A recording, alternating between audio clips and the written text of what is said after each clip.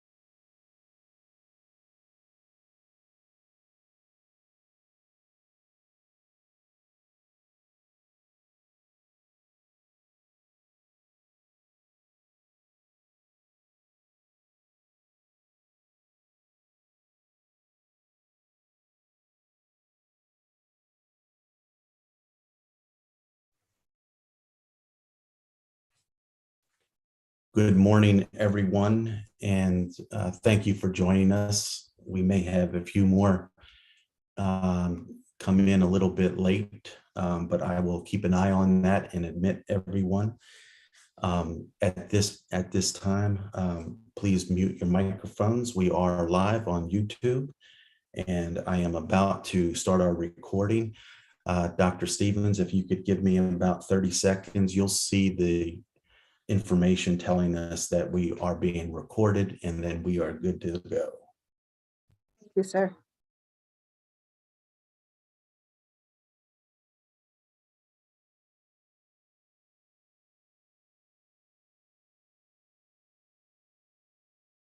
Good morning, everyone. Welcome to the Virginia Career and Technical Advisory Committee meeting this morning.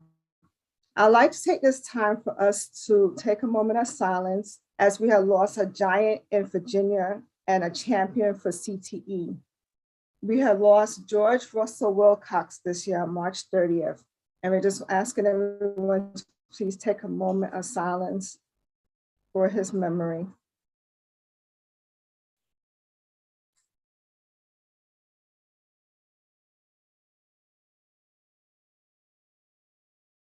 Thank you. At this time, I'm going to turn it over to Mr. David Esselman for a few words. Thank you, Dr. Stevens, and I appreciate your recognition of George Russell Wilcox. It has been a tremendous loss to the Commonwealth of Virginia and beyond, as George's work not only had an impact across the Commonwealth of Virginia, He also had worked directly with several states across the United States, providing input and presentations. So his impact has been tremendous. Not to go through his entire career path, but I did want to highlight some of his honors and recognitions. George was the State Supervisor of the Year for the International Technology Education Association back in 1995. The next year, he was a Meritorious Service Award winner for the International Technology Education Association in 1996. He was a Distinguished Service Award member for the Technology Student Association in 1997. He won the Educational Leadership Award for the International Technology Education Association for the Children's Council in 1998. He won the Special Service Award for the Technology Education for Children Council in 2003. He was a Presidential Citation Award winner for the Virginia Technology Education Association in 2003. He was an Academy of Scholars winner for the Virginia Technology and Engineering Education Association in 2006.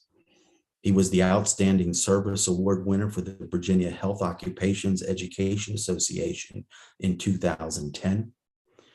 A Visionary Leadership Award was recognized from the Virginia Children's Engineering Council in 2013. George was a Presidential Leadership Award winner for the Career and Technical Education Consortium of States in 2014, and an Emeritus Scholar for the Virginia Children's Engineering Council in 2018. Those are just a few of the recognitions that George has received, but I really wanted to take this opportunity to not only recognize for what George had accomplished, but for the person that he has been, the mentor that he has been for not only staff within the agency, but for CTE directors and CTE teachers and staff throughout the Commonwealth. A tremendous career, 47 years of service to the Commonwealth of Virginia. And we wanted to begin today just by recognizing his contributions to the excellence that has been provided supporting career and technical education across the Commonwealth. So thank you, Dr. Stevens. At this time, I see that you do have welcome comments. And while I do have my mic on, I would like to recognize Dr. Anthony Williams. He has been with our agency for quite some time in different roles, beginning with a curriculum specialist for industrial trade education. Most recently, he has been our curriculum coordinator in the State Department for the Office of Career, Technical, and Adult Education. But today I welcome him as our Associate Director for Career and Technical Education. Dr. Williams, would you like to say anything? Good morning, everyone. Once again, I'm Dr. Anthony Williams. Welcome all of you this morning. And I just look forward to our continued work together and serving our teachers, students, and stakeholders throughout the Commonwealth. Well, welcome. Thank you. We welcome you.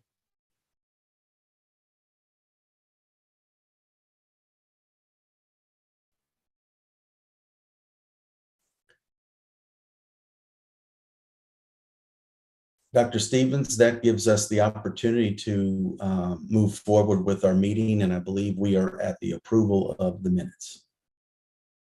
Yes, thank you. Did everyone have an opportunity to review the minutes? I'll give you a few minutes for those who have not reviewed them yet. I move we approve the minutes as disseminated previously. Is there a second? This is Linda Zanin. I second. It's been properly moved and second that we approve the minutes as presented. Thank you. Now we're going to turn it over to our agenda. We have an update overview of Ctsos, as I'm excited about. We're going to introduce Sandy Mills of the FBLA. Yes, if I could just say a few words before we get started, I want to thank our Ctso state specialists and those of you that are able to be here on the call. We have put you at the front of the agenda, so we will go right through the list for those of you that are here, and then we will finish with those that had other commitments and gave us presentations, and we will share those. You are welcome to stay with us for the morning, but I understand your busy schedule and you are free to move forward with your day once you share an update. Before we get started, I just need to put this out in front of everyone. The importance of career technical and student organizations is well known across the Commonwealth and beyond. It's an integral instructional methodology for us to deliver career and technical education. And quite frankly, we've often said it multiple times in Virginia. We really see our delivery method as a three-legged stool, if you will. The first leg is our curriculum and our content that our teachers deliver, our competencies and our skills that are identified with the help of business and industry across the Commonwealth and beyond. That's a very important component, obviously. Along with that is work-based learning. Work-based learning is a tremendous opportunity to apply content knowledge that's gained in the classroom, whether it's a CTE classroom or any other subject, taking that content and applying it in a practical way. And students in Virginia have 12 different forms of state board approved work-based learning opportunities to take advantage of that. It's also highlighted as a graduation component and requirements. It's what's identified as an additional graduation component, and it's one of the ways students can meet that additional graduation requirement is through work-based learning. So very important leg of that stool. And the third leg, which the stool would not stand without the third leg, is our career technical and student organizations and our state advisors that are here. I have asked for them to provide a short update introducing the understanding of their area. And quite frankly, our state advisors are so busy right now. Many of them have either presented and run a state conference or they are getting ready to run a state conference. But we wanted to share with you a little bit of an update. And I will say at the very end, it is an expectation for us moving forward to support our Ctso state advisors and their planning committees for their state conference. So next year, and I know we have a couple of members coming off, but if you are with us for next year, it is an expectation that we actually select one of our Ctsos and we will connect you with that state advisor, and they will connect you with the planning committee and really give you an opportunity to work hand in hand with their team in providing next year's state conference. It will be a great experience. If you've never had it before, in some cases, it could be an eye-opening experience just to see the opportunities and the work behind the logistics to make those events happen. So we're really excited to have everyone here. I don't want to take any more time, but I wanted to put those comments out front so that you might be watching these presentations and actually thinking, is this an organization that I'd like to support? In most cases, we're looking at your background in your workforce area, and that probably will be the best alignment, but maybe there's another area that you would like to experience beyond something that directly aligns with your background. So we'll give you that opportunity. With that said, each of you do have the capability to share your screen. So I believe looking at our agenda, we do have Sandy Mills, and I do see her. So Sandy, are you ready? Yes, sir, I sure am. Great.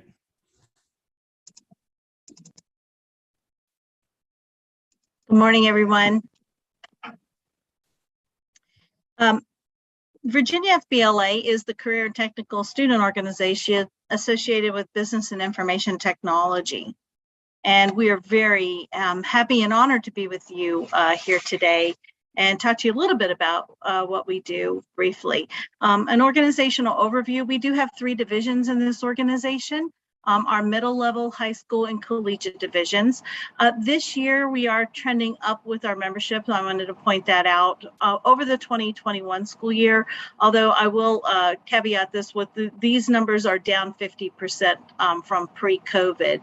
So we do have a lot of work to do to build up our membership base again.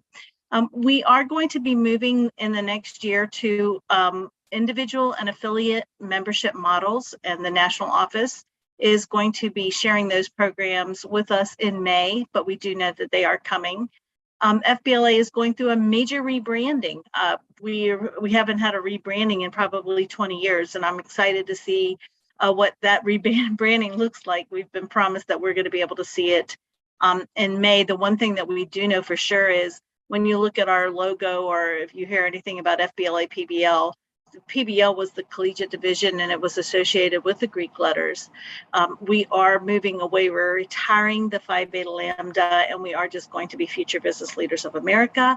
And then we'll have the 3 divisions. And I will just point out that nobody would be more happier than that than George Wilcox, because he's been trying to get rid of the PBL for about 20 years since I've been doing this job. So I always laugh that we just didn't get it done in time for him to be happy about that, but I'm sure he knows and is laughing at me up above. So with FBLA, our focus is on leadership development. And because we are a leadership organization, I joke that a lot of our advisors think we're a competition organization. And we do know that the competitions are a major motivator for our student base. But we really do put the emphasis on the leadership development for our students, and that's what we do first and foremost. And we approach leadership development from a 360 degree lens. It does not just happen in the fall when the students come and start up the school year. We believe that leadership development takes place all year long. And I just want to highlight some of the things that we do for leadership development. In the spring, and I want to start with the spring because that really is, if you look at it, the kickoff, it's when the students are elected for their offices for the next year. So it really is I believe, the starting point for our school year. We have regional leadership conferences where our new leadership teams for the next year are elected. We also have our state leadership conference, which we just had our high school one 2 weeks ago and our collegiate one last weekend. And they were both very successful. We had over 1,100 people at our high school event and over 50 people at our collegiate event. So during our state leadership conferences where we focus on chapter officer development, local chapter officer development, and we have a series that we do for the students when we ask the teachers to bring in their new membership, their new leadership, or people that they've identified might be their new leadership. And we start their leadership journey for the year at that conference through a series and through some cumulative activities for them at the end of the conference. And they're setting their next steps to ensure success for the next year. And then we continue along in the summer with our summer leadership training conference where we do state officer training and our regional officer training, and we do that at the University of Richmond. We also have our national leadership conference where we do competitive events and a very in-depth leadership development opportunities for the students as well. In the fall, if you think about it, that's really midway through the year for the students. When a lot of schools graduate in May and October, you're halfway through the year. So at that point, it really is a checkpoint. How are you doing with what we started with you in the spring, and where are you going, and what are you going to accomplish in your last 6 months and looking forward? So that is our 360 approach to leadership development. We're pretty excited. We do have. You'll notice there are a couple of references to our foundation. Our foundation is an integral part of our leadership development. We do have a foundation of people that support the organization. They are business and industry teachers and some students on that board. They raise money to help fund our students to go to the National Leadership Conference. They fund scholarships, and they fund leadership development. And one of the most important things they do are the Leadership Development Institute that they do in the spring and the fall with our students and advisors.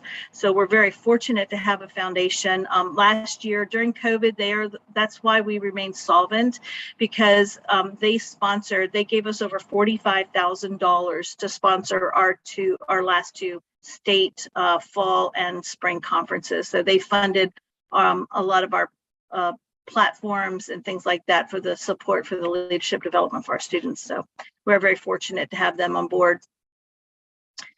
Engagement opportunities for our organization, and this is where you might want to think about. All of our training focuses on the workplace readiness skills. That's what all of our workshops are centric to those areas. When we're deciding what workshops we want to have, we have people look at those skill sets and center their workshops around one or two of those objectives or those identified skill sets. So another opportunity that you might have for engagement is doing competitive event judges. These individuals come to the competitions and they watch the students and they identify opportunities for growth for our student members, which I think is just the most important thing we could do for the students. We always say we don't care if the student gets on the stage. Where the student wins is in the preparation for the event. So they're winning when they're learning and growing as they're preparing to do that presentation. If they get on the stage, I call it icing on the cake. So, and then we also have event sponsorships, what are available to you. These event sponsorships range from $150 to $500. So they're not exorbitant amounts of money. But our Jumpstart Coalition, for example, sponsors our personal finance students first and second place with a stipend to travel to the National Leadership Conference to continue on with their competition. So those are just some ways that we've identified as people can engage with our students and with our organization. And we hope that you might consider that in the future. So we, just in conclusion, like many of the people that you're going to hear from today, I'm a product of this organization. I was an FBLA and PBL throughout my high school and college careers.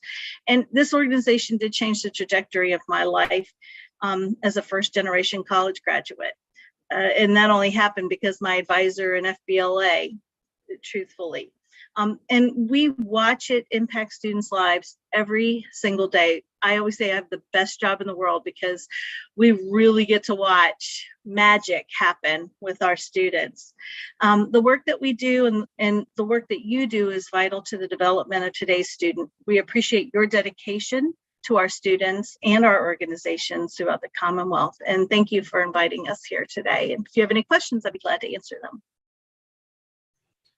Outstanding, Sandy. Thank you for your presentation. Members, are there any questions for Sandy and FBLA?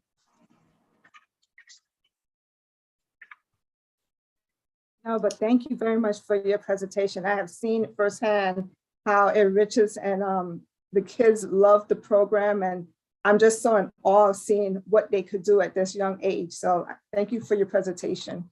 Thank you. Fantastic. Okay, next on our agenda, we do have Fccla, and I see we have not only our state advisor, but we do have our curriculum specialist working closely with Fccla. So welcome, Heather Jones. And if you would like to introduce Debbie, that would be fantastic. Is Connie with us today? Is not with us today. Okay.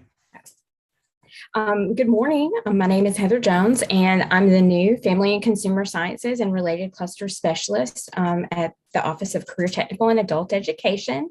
I'm excited to be working with two CTSOs, but first, let's hear about Virginia Fccla from Debbie Will. She is our lead Fccla state advisor, and she's going to tell you more about our fantastic organization. Thank you, Heather and Dr. Eshelman. I echo Sandy's words of thanking you for including us with the Advisory Council meeting today and the opportunities that provides for additional people to engage with what we do. hopefully each of you as advisory council members are at least aware of all of the organizations. If not, I'm sure you will be after today's meeting, but you may not know as much about each one. And so I just appreciate the time and the opportunity to be included in this. And really, I echo everything that Sandy said in terms of the value of the student organizations. The difference is that we're connected to different curriculum areas, but as student organizations, we're all related and we're all in this together and we're all doing the same things. Before I start, though, I will share that George Wilcox was one of the first people I met when I went into the department, other than the curriculum specialist at that time who I already knew. And that was on July 1, 1991, when I stepped into the doors of that department and met George. Our state conference wrapped up 2 weeks ago. I think we overlapped FBLA the same weekend, and we were set to recognize and honor George with honorary membership in our organization because of his legacy and his role. And we found out the day before our conference started about his passing. So we awarded that posthumously and had a presentation at one of our events at our conference for him on that, because he was very passionate about CTSOs. I too am a product of this. My mother was a teacher and an advisor, and it was just one of those things that made it easy for me to be a part. So what we're working on now is trying to provide those opportunities for other students. The Fccla organization is connected with Family and Consumer Sciences, which is the role that Heather now has with us, and we're very excited to have her at the department. And you can see here just sort of the overall mission purposes of our organization. And I think one of the things that really sets us apart from the other CTSOs, we are about families, we are about communities, and we're also about the workplace. And regardless of what career path you take, if there are challenges or struggles within the family and even within the community, that is brought into your workplace. And regardless of what path our students might go in terms of professional roles, we hope to give them kind of that broad perspective, understanding, some skills to use that will make them successful in all three.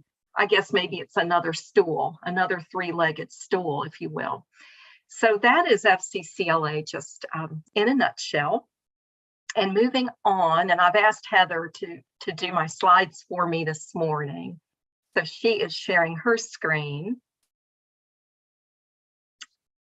Our curriculum, as well as our student organization, actually overlaps 4 of the pathways as they are right now. And we all know that those are being looked at and reviewed, and whatever changes may come down from that will certainly affect what this graphic looks like. But we're in these 4 pathways.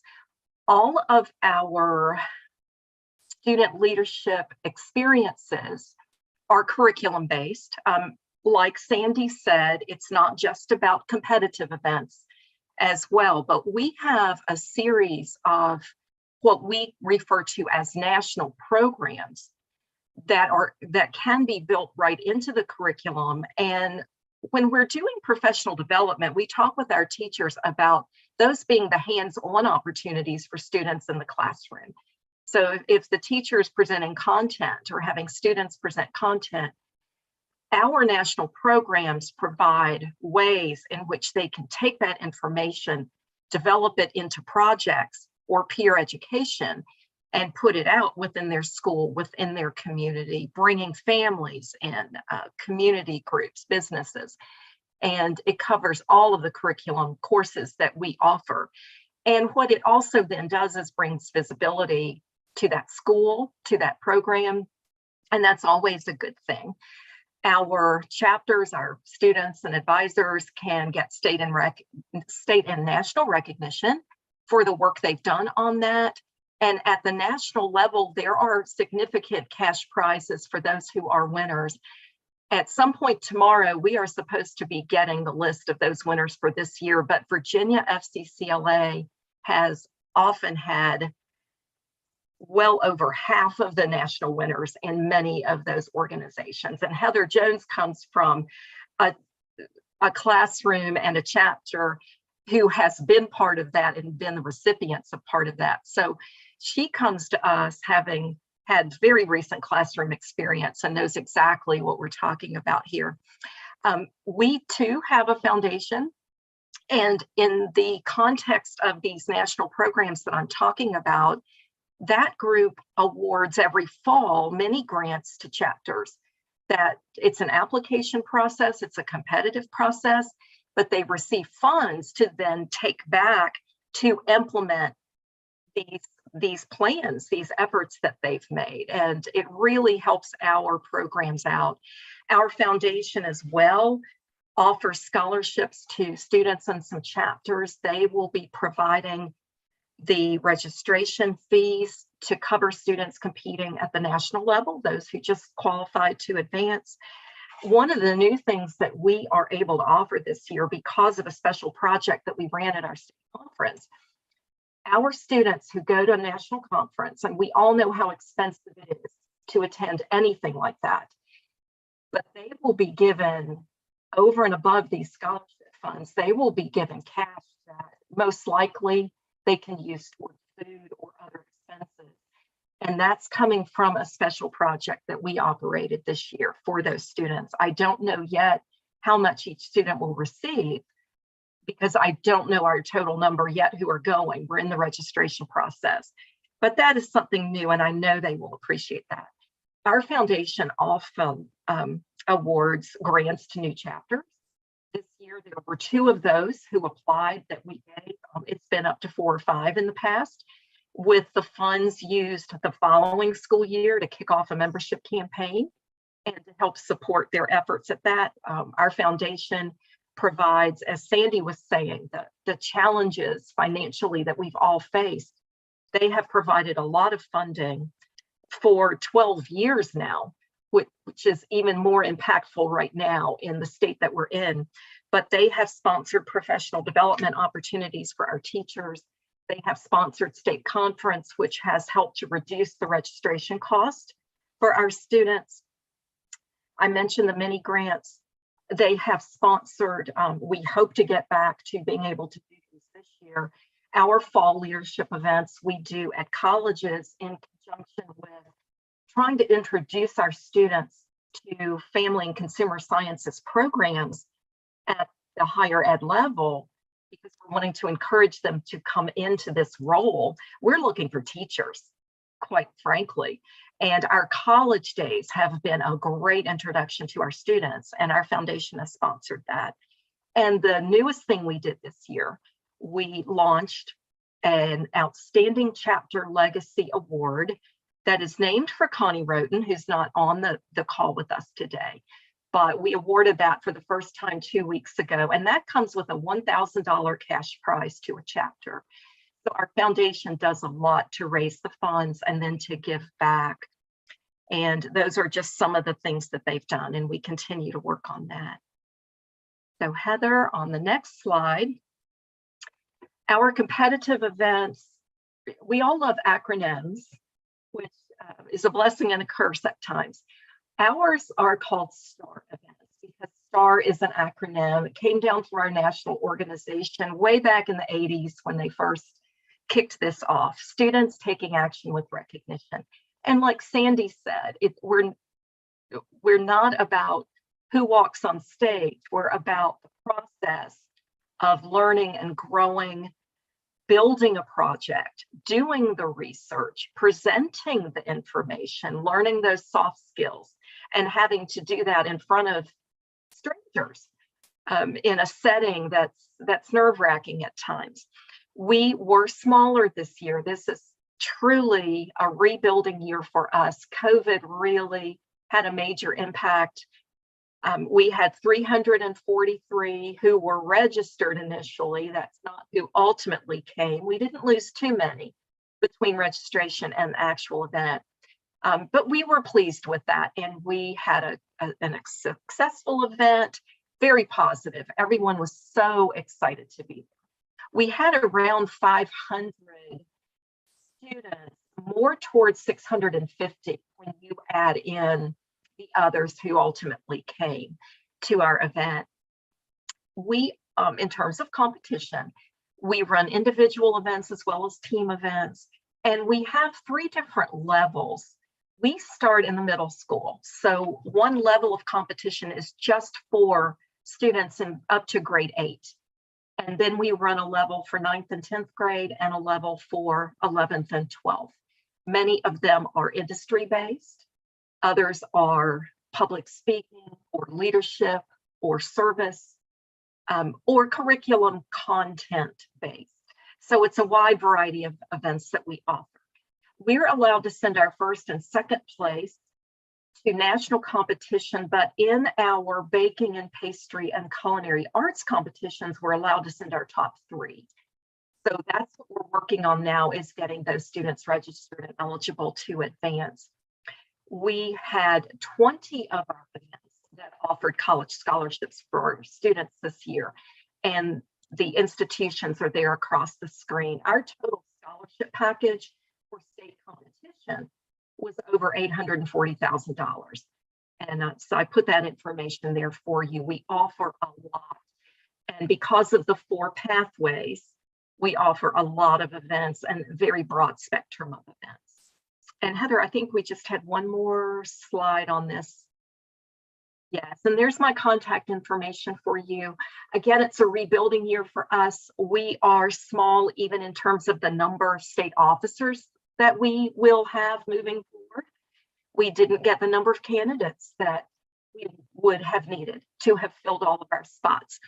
We are small but mighty, and these students will have some extra tasks to take on, and we'll do it willingly. They're already, from what I can see, a good group of students. We are missing the eastern part of the state and representation from there. Because we do try to bring in representation on leadership, whether it's our state officers, our board of directors, my team that helps me run competition, and even our foundation. We try to have representation from all across the state and all different aspects of our program. So we are struggling to reach that east and southeastern part of our state. So our state leadership team here will cover those areas. We just don't have someone logistically there, geographically there. I'm probably the closest and do a lot working with those teachers. But available to answer questions as well. And there's our website. You can always go to that and get more information. Lots of pictures are on our website. And that's really where I think the student organizations are so well represented, is seeing in the pictures. If you're not there in person, does a much better representation than the words we can bring to you today. But I do thank you for the time and welcome you to participate with us. Outstanding, Debbie, Heather, thank you both very much. Heather, I wasn't sure if we wanted to take a little bit of time for Educators Rising.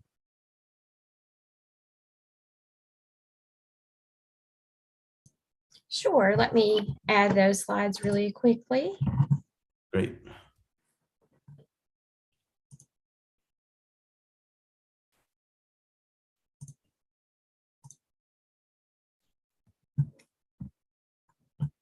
So hopefully, can you see my Educators Rising slides? Yes, good. Well, I have the privilege of working with not one, but 2 CTSOs in my role as a state specialist. So I had the opportunity to learn all about Educators Rising this spring.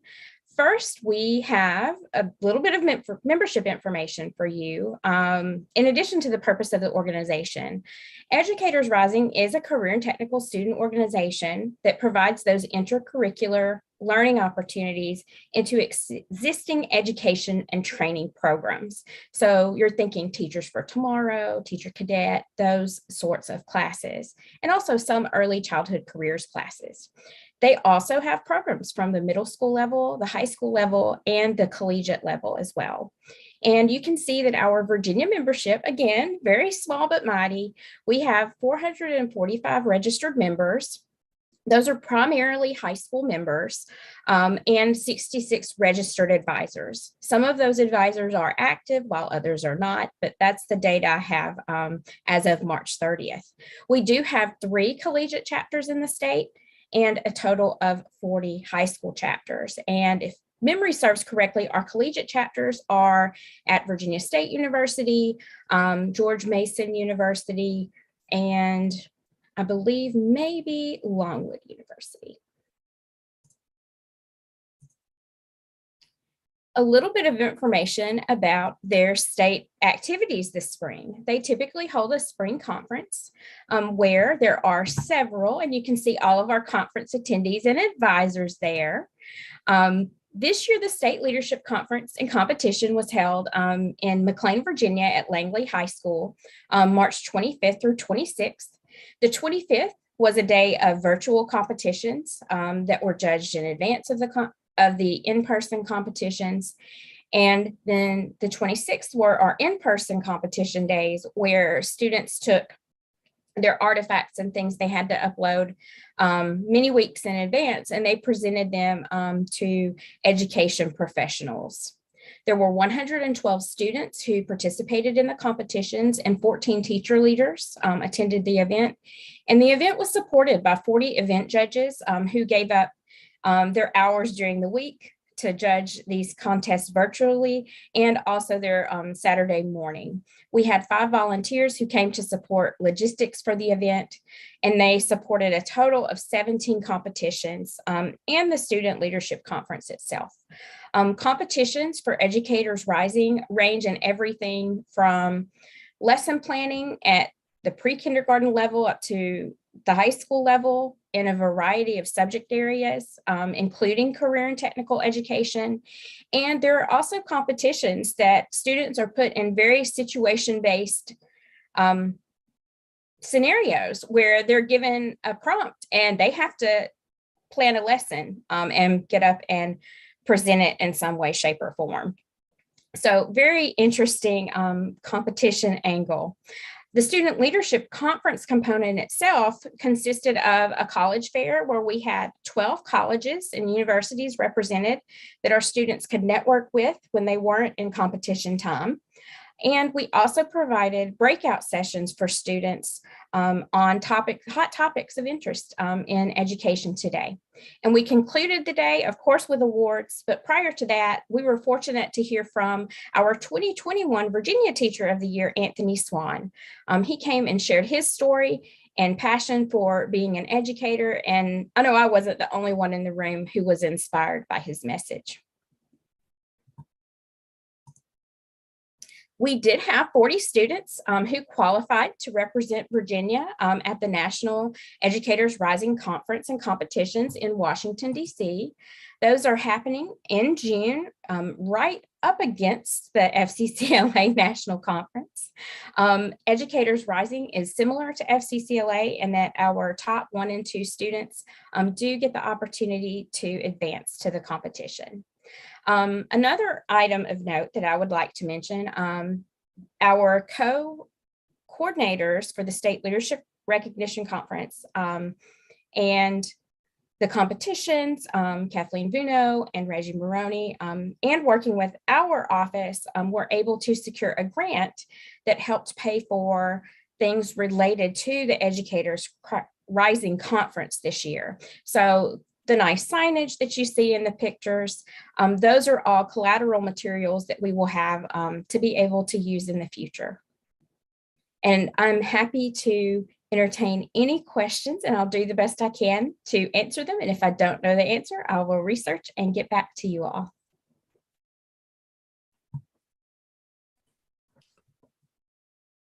Heather, thank you very much.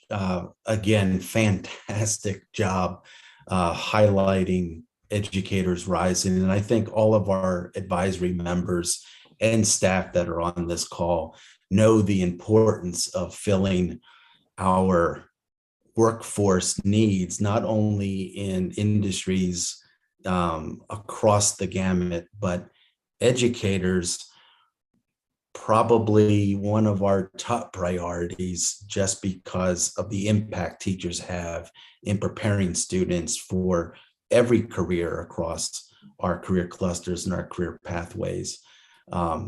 Fantastic job.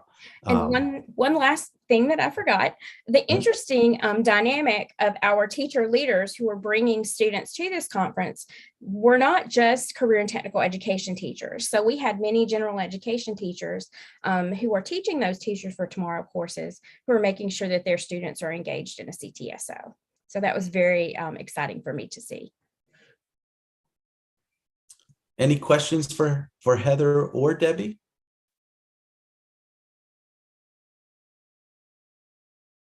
Okay, well, thank you very much. I do see, looking at our schedule in our agenda, moving things around a little bit, I do have a presentation presented by Andy Siebel. He is at another event right now, so I will share that one in a bit. I do see BJ Scott with TSA. BJ, are you still on this call? There you are. Do you have your slides? You can share your screen. And while he is doing that, I will just share with you, TSA stands for the Technology Student Association, and it is the Ctso that I participated in as a classroom instructor beginning in 1990. I'm going to date myself. BJ, in 1996, I was the advisor of the year for Virginia TSA, and proud to represent all of the chapter advisors across the Commonwealth. Again, another great example of students having leadership opportunity and, just the experience of taking content that they've learned through different classes and applying it in a number of different ways. So thank you for being here. And I just had to give my shout out to TSA, because that was my connection, and probably definitely had a huge impact for myself while in high school as well, a long time ago, but definitely helped direct me in my career pathway, at least at the beginning stages, and skills that lasted with me until today. So welcome, BJ.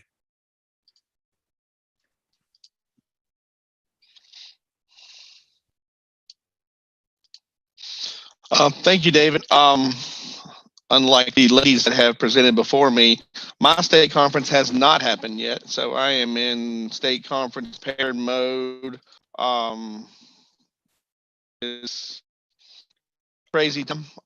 The others who have already presented understand where I'm at this point with being 2 weeks away. So I could just pretty much ditto a lot of the things they said, because by them going first, they got to say a lot of the important things. We are a career and technology student organization, just like the other ones that was mentioned. We are a lot STEM based. We do a lot of the tech ed courses that we kind of look over. We are middle and high school, like you've heard from some of the others. We were known as IASA back in the day. When people start dating themselves, they talk about IASA. But that's what it was prior to being TSA.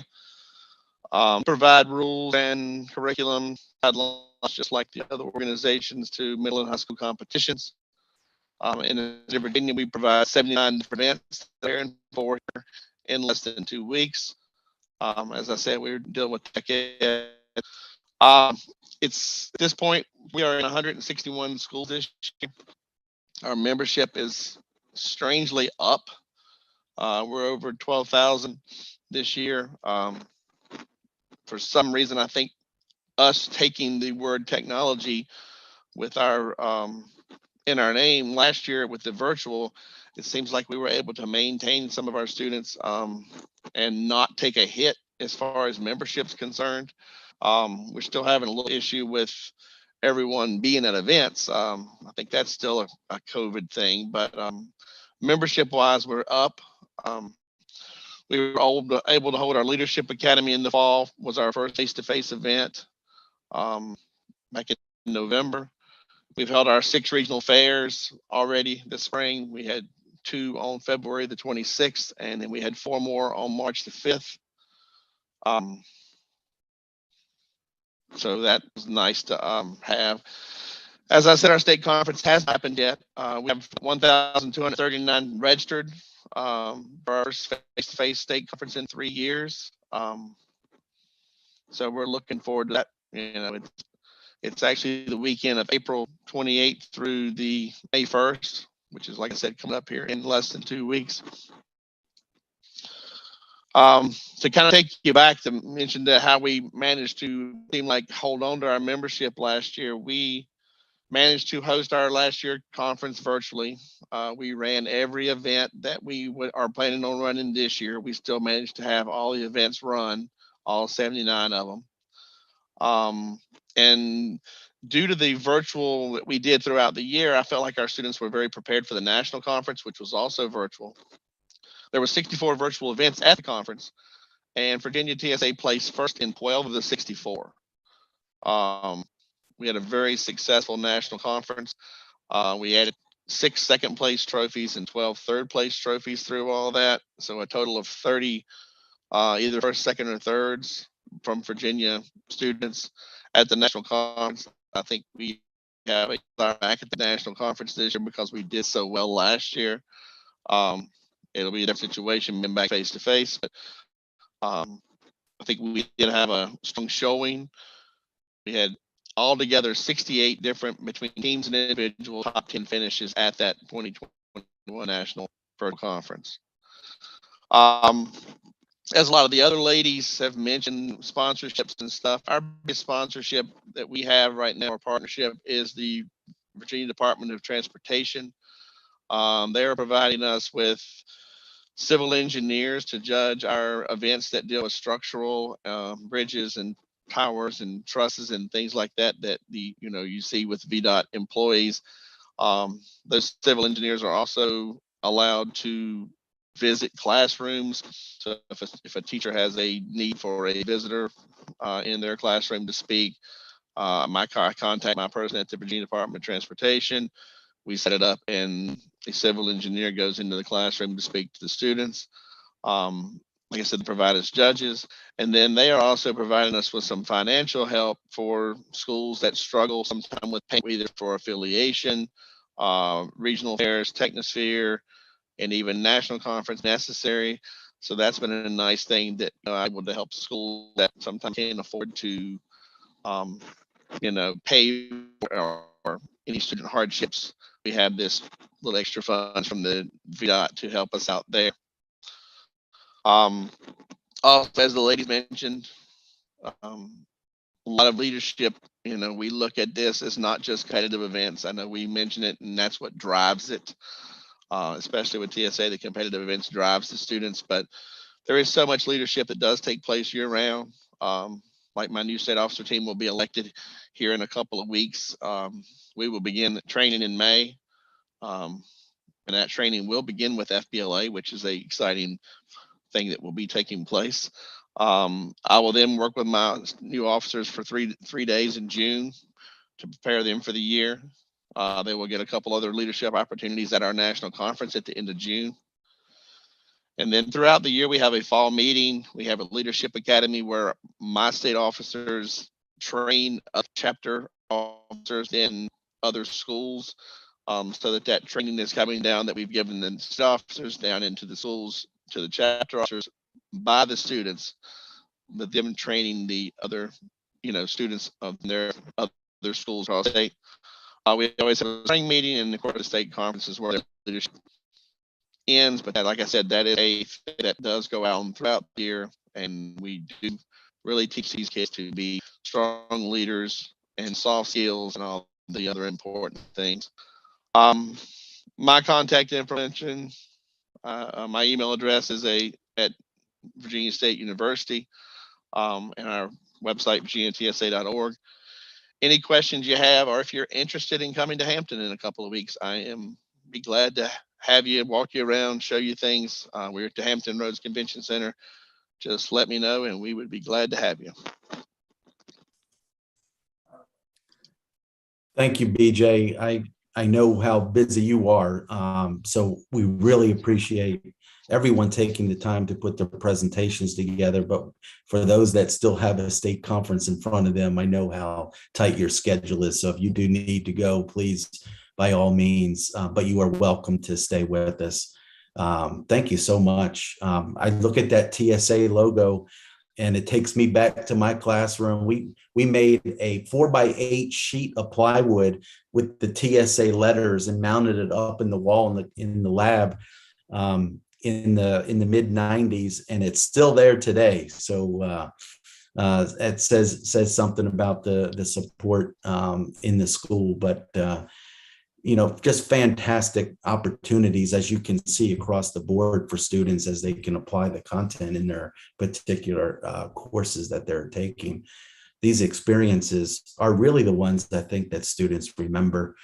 Sometimes you don't remember that you got to be on a physics test, but you remember, participating at the regional level or the state level or some leadership presentation. If you were a state officer, those experiences just prepare you and stay with you the rest of your life. So thank you, everyone that's on the call. The next couple of presentations. Can I ask a question, David? Go right ahead. Go right ahead. BJ and David, just in sheer numbers, it seems like TSA is significantly has more students involved with it. Is there a reason? Is it easier to participate? Is it more attractive to students? What do you, I've been on this board for 6 years now, and this is the first time I've heard of it. So I'm in construction, so we're behind, I guess. But what is the reason that this is it easier to do across the state? Are there already programs that are in place in the schools that use these resources from TSA, or why is this one so much heavily more participated in than the other programs we've heard today?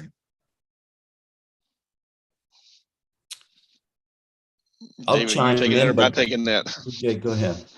Do you want to say anything first? Well, I think that we really do. There are a lot of programs within schools that are, pushing TSA. I have really pushed it hard the last several years, and then even during COVID, I was really trying to keep us going.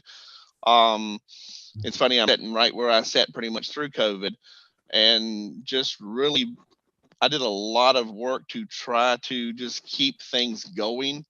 I think COVID hurt a lot of us, and I think I said, you're saying we're heavily more, but I'm still down probably 400 or 500 for my state conference.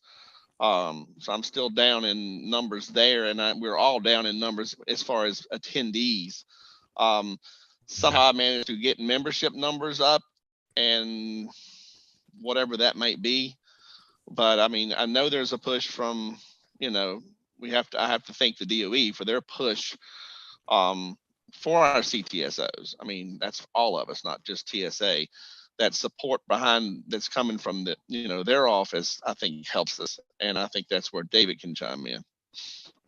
Yeah, to answer your question, Ed, it's really a combination of a number of different things. You haven't heard all of the presentations. I can tell you the state numbers at DECA. I was there recently at the Virginia Beach Conference Center, and their numbers are even higher than that as far as their participants. But their numbers were down as well. So in some cases, you do have chapters that are affiliated, and sometimes it's teachers that make it a requirement, yet they don't all participate. So you do see those numbers up, but you saw, the number of participants, as BJ mentioned, we're down. I think we're over 1,200. So it is a combination. There are a lot of programs, as BJ mentioned, within technology education. We do have a number of course sequence options and alignment within technology and engineering across the board. So that may have some impact as far as interest in the activities, but it's a hard question to answer because there's so many variables at play at any given time, and it's really hard to look at anything as far as data analytics with consistency right now through the pandemic. I think we would be better served looking at a trend, prior to the pandemic, and then looking at a trend as we move forward, and then what can we do to address numbers that way. I think it's just really not giving us a true perspective looking at the current numbers. But, Sure. Yeah. I see Debbie has her hand up, but from what I just heard, FBLA might have 500 students that are involved. Fccla, no. Is that not the case, Sandy? No, our membership is over 4,000, almost 5,000. Okay, that's what I was missing there. And Fccla was how many? Yes, well, I think the confusion might be because we operate within the curriculum, so every student enrolled in the program can be engaged in activities that happen within that program. But Okay. what you're hearing as far as being able to participate in the conferences and the competition, those are teachers who affiliate with the national and state organizations. And it's really driven by policies, due structures, largely set by our national organizations. So when we talk about how many competed at a conference or attended a conference, they are dues paying members. So it's almost two different levels. Okay. We have all students enrolled, and we work and promote and do things with all students enrolled.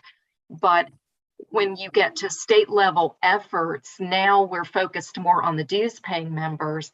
And how do we build that back? And how do we more active chapters, more membership? Quite frankly, we ought to have 100% of all of our students enrolled, engaged, and members of their CTSO. So that's where the disconnect on the numbers come from, I think, if that helps to answer your question. Our membership It does. I do have a Because figure as hearing of BJ, he says he has 12,000 students across the state that are involved. I hear from Sandy that she has 4,000. And so we, as of Tuesday, are the latest figures I was able to pull down, and we are almost at 7,000 affiliated. Okay, That means state and national level. Again, as David said, we're not all active sometimes, and we have teachers. I don't know about the other organizations. We will have teachers who might do things at the local level, but they never affiliate with their CTSO. Therefore, they're not recognized as having that. They're not fulfilling that requirement, as department requirement. But we have a lot more students than what you see reflected on our membership. well, Yeah, that's great. I mean, between the three organizations we've just heard from, that's 25,000 students that are engaged. That's awesome. Yeah, I mean, it's if you look at the logistics and the reality behind the implementation, coming from the school division level and being a high school principal, firsthand that it comes down to the teachers that are in your building. And in some cases, there's a turnover, rate. If there's a retirement with a longtime advisor, and then you hire a new teacher, sometimes it takes a little bit of working with that administrative team, with their staff, to prepare those new teachers to, be at that same level to offer those opportunities. And that's just the reality behind it, not to create any kind of an excuse, but there are logistical things, behind the staffing. Just as filling any position, you have the not just filling the teacher position, but filling and understanding the role, particularly if you have a career switcher in a particular situation, and really getting to get your feet wet with instructional methodology. You may have the content background, and it just takes time to work with that staff member to build up, their ability to take that content knowledge as a career switcher and be able to deliver and instruct and teach utilizing a variety of instructional methodologies. And it's just the reality that's there sometimes with staff and turnover. Dr. Gray, I believe you had your hand raised. Yeah, you can call me Victor David. That's we've known each other long. Yeah, it's okay. Thank you for recognizing me. I have a question along with Ed's question. And while we're stopped a little bit and we're discussing some of these things, are there any CTSOs that are focused on, for instance, youth apprenticeship programs or apprenticeship programs in general? Because we have just received a contract from the DOL to support those kinds of programs, not only in Virginia, but across our reach. We're actually in 19 states. So, but Virginia, of course, is where our heart is. So, which one of these, or do we have any specific to different apprenticeships? I know in construction, there's a lot of apprenticeship opportunities. I was just curious as to. Sure, great question. Anthony, do you want to start and I'll finish? And kind of to reinforce what David mentioned earlier is that when you look at our CTE programs, you have the curriculum and instruction, you have the work-based learning component, and that's where your apprenticeship would fall in. And then you have your career and technical student organizations.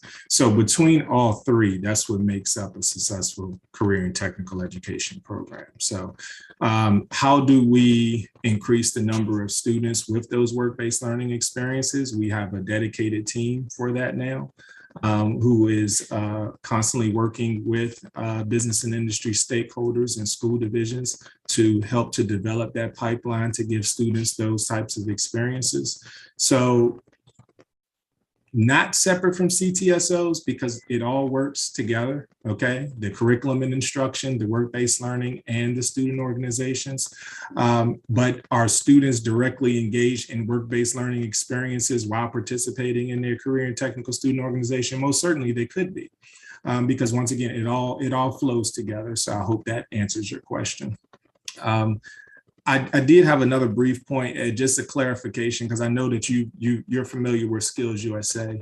And just another clarifying point is that some of the organizations start at the middle school level, which the organization that you are familiar starts at the high school level. So you have some that are middle school, high school, post-secondary. And so that's also another factor that would, as far as numbers are concerned. So those are all great points, but I did want to mention that as well.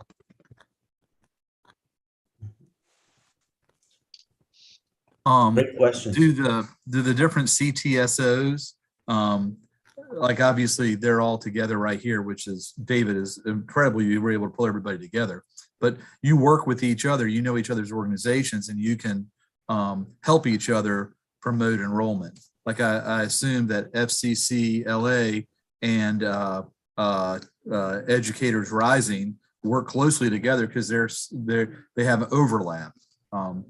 Does that happen very often? I would say yes, and that's why we have Heather Jones on board to help to facilitate that. So yes, you have a great point there, and there is a lot of overlap, and they do work very, very closely to align to our respective program areas. And so we try to promote that respective CTSO as it relates to the respective CTE course of study or program. And we do try to do leadership development together. As BJ said, for the first time, we're doing a joint leadership training in May for our state officers. And I'm really excited about this. And we hope that this is a trend for the future. We've been trying to get it to happen for a long time. And so we're finally able to do something together. So we do try to combine resources and do some of our overlapping stuff together. But individually with our curriculum-based information, The students have to be enrolled in the course to join the appropriate student organization, and that is a Vdoe regulation that we all adhere to. So, a great question, and really one that doesn't stand by itself with CTSOs, but collaboration, not only among CTSO state advisors, but collaboration across our office with other areas within the Department of Education. Cross-agency collaboration is something that needs attention. We have opportunities to be able to work across state agencies, and I can give you some examples of some great things that have happened. We do have a combined state WIOA plan, which actually comes together with cross-agency collaboration. I will say the CTSO state advisors have been meeting together. We've gotten away from it a little bit through our transition over the last couple of months, but we are moving forward, and we will be looking to provide more opportunities for our CTSO state advisors to collaborate. I think that's an important component. We can learn so much from each other, and if we can help save time or resources, it just makes a lot of sense. But this is not an area of focus that's singular to CTSOs. This collaboration is something I want to focus on internally within our agency.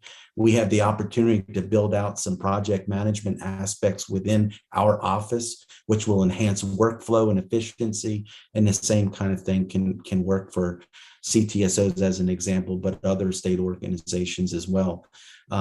This is a category that I don't think we've exhausted everything that we can do. And I think probably each one of you in your business would probably say the same thing, that there's ways for us to grow as far as collaboration across, your particular industry. But we would say the same thing. In many cases in education, we're so focused on the next thing, we don't take the time to do some of the things that could really benefit us in a number of different ways. So great question, and something that we're focusing on not only within CTSOs, but throughout our office and our agency moving forward.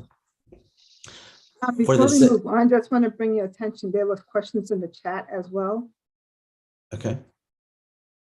Would you like to highlight any of those that we did not address?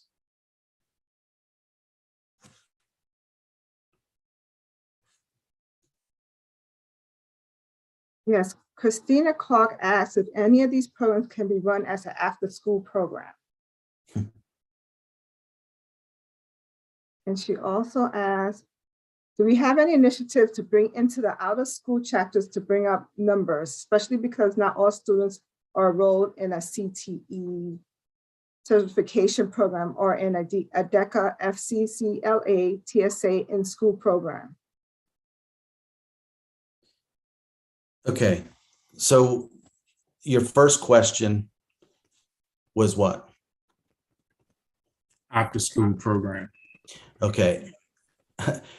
CTSOs are co-curricular organizations. So the content that are skills focused are embedded in each of our courses. And many of the competitions are directly aligned to those skills within those competencies. So there is an expectation that this is integrated, but the delivery, the reality, many of our advisors not getting paid, they do stay after school to be able to provide the experiences and the opportunities for students to even prepare, for example, for a regional competition, let alone a state competition. So there is no way this could be completely accomplished within the school day. There are advisors that have events on the weekends, after school activities. It runs the gamut, and it's really remarkable what these individuals are doing. It is a core component of our delivery, and it is co-curricular. And when I say co-curricular, that means it aligns with the competencies within the program. But to be able to to do these things. It could be a fundraiser, it could be some activity that's on the weekend. It just runs the gamut to be able to provide these experiences. But I will say this, if a student was unable to participate at the regional level or at the state level, there is an expectation that teacher can provide that same activity in the content with the course, so the student could actually benefit from that experience with the curriculum. That is an expectation, and it's a challenge, as you can imagine, as a classroom teacher. But that's sort of a roundabout approach, because there is no quick answer to can this be done after school? In some cases, there's no way to be able to do it without outside activity, and that could be from at home, that could be in the evening, that could be on the weekends. It is all about providing the leadership and the experiences for students, and in some cases that just can't happen during the school day, and that's pretty common for any subject area, right?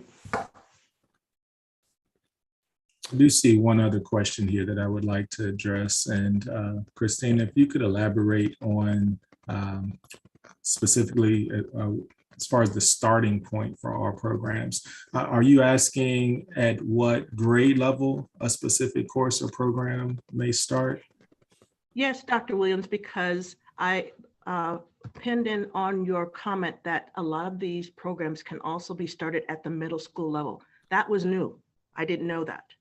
So Right. if there was a graphic, same as the career pathways graphic that we see when students have to start taking certain classes, it would be nice to see when they can start being involved with DECA, with FBLA, with TSA. I know TSA is very common in the middle school, but I didn't know about DECA and I did not know about FBLA, because I would definitely in my organization start pushing that to my middle school kids so they can start being ready for it when they go to high school. Mm-hmm. That's a great point. We do not have a specific graphic, but our number one resource is the CTE Resource Center's website. And that is the website that houses all of our curricula and resource materials for all of our state-approved CTE courses and programs. And so, and there's a large number of them. And Kevin can probably speak to that in a little bit more detail. But within those courses, we have identified the suggested grade levels for each one of those courses, along with the career and technical student organization, the respective career cluster, and pathways. So that is where school division administrators, teachers, general public can go to see all of our course offerings, as well as all of the information that I just mentioned. That's a great point, Anthony. Yeah, that's a great point. As pathways are developed within communities, those pathways not only identify the courses from middle school, high school, post-secondary, and higher ed, but many of those other experiences. Co-curricular organizations are a great example that need to be identified so that students are aware of what they can participate in. But career pathways are a vehicle and a tool to be able to highlight that. Great question. We do have a few other presentations, so I think what we'll do is we'll move forward. I appreciate the comments and the dialogue. We'll present, we'll jump to Sharon. Sharon's going to present 2 presentations, I believe, and then we will move forward with skills and FFA that I promised earlier, and then we will take questions at that point. Sharon?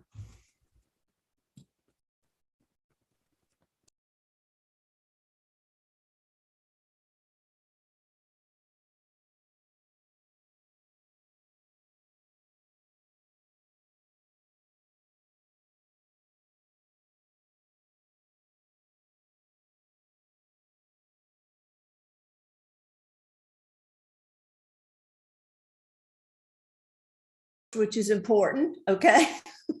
And then I'm going to share my screen. And are you seeing Daca?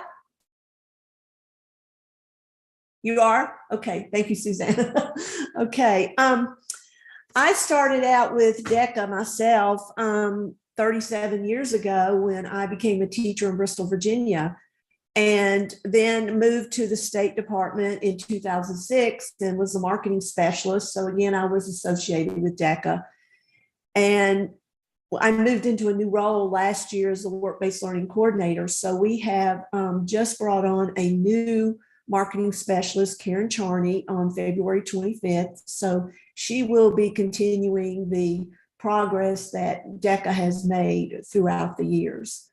But to give you a little bit of background about Virginia Daca, we prepare students in marketing, finance, hospitality, and management in Virginia high schools. We do not have a middle school component for Daca.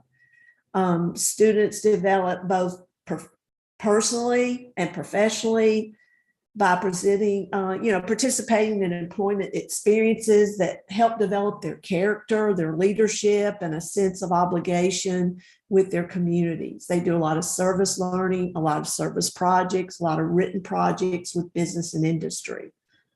To give you an indication of our memberships, this next slide goes back to 2014-15 when we were at 14,502. And you can see we maintained that type of membership all the way until the pandemic.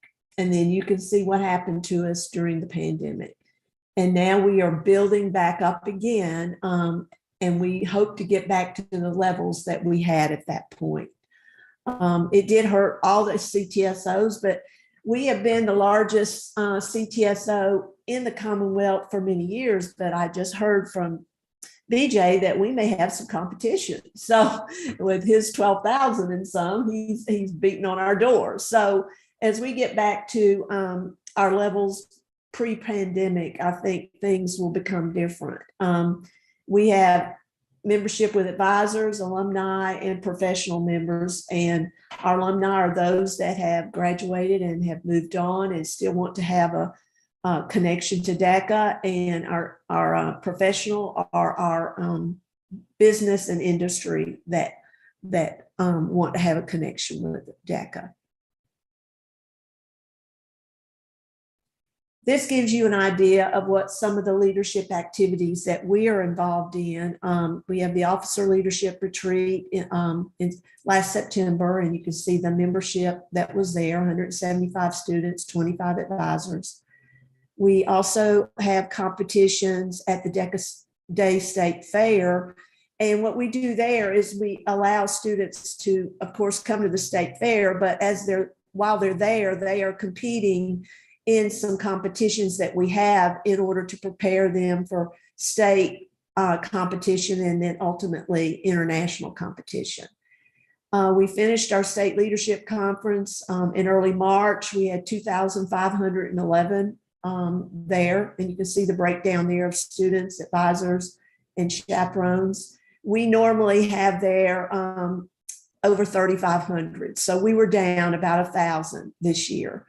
But we felt like had the CDC lifted its regulations a little bit sooner, we would have been back up to our current totals. But we were going by CDC regulations, and because of that, our registration closed before that new regulation came through. So hopefully our state leadership conference will be back up to where it was before.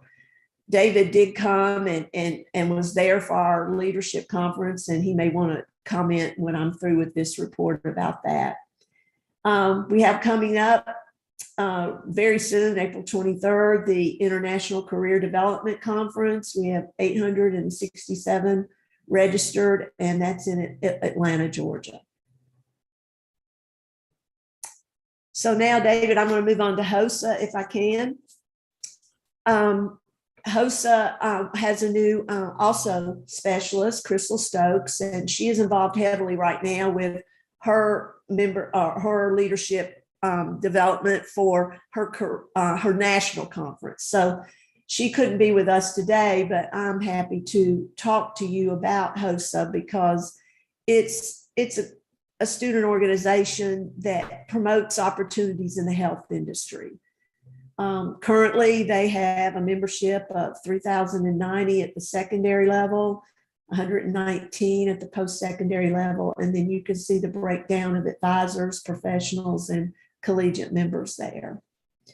Their state conference usually averages somewhere from 600 to 1,000 members each year, and their international conference averages in the neighborhood of 180 to 200 members.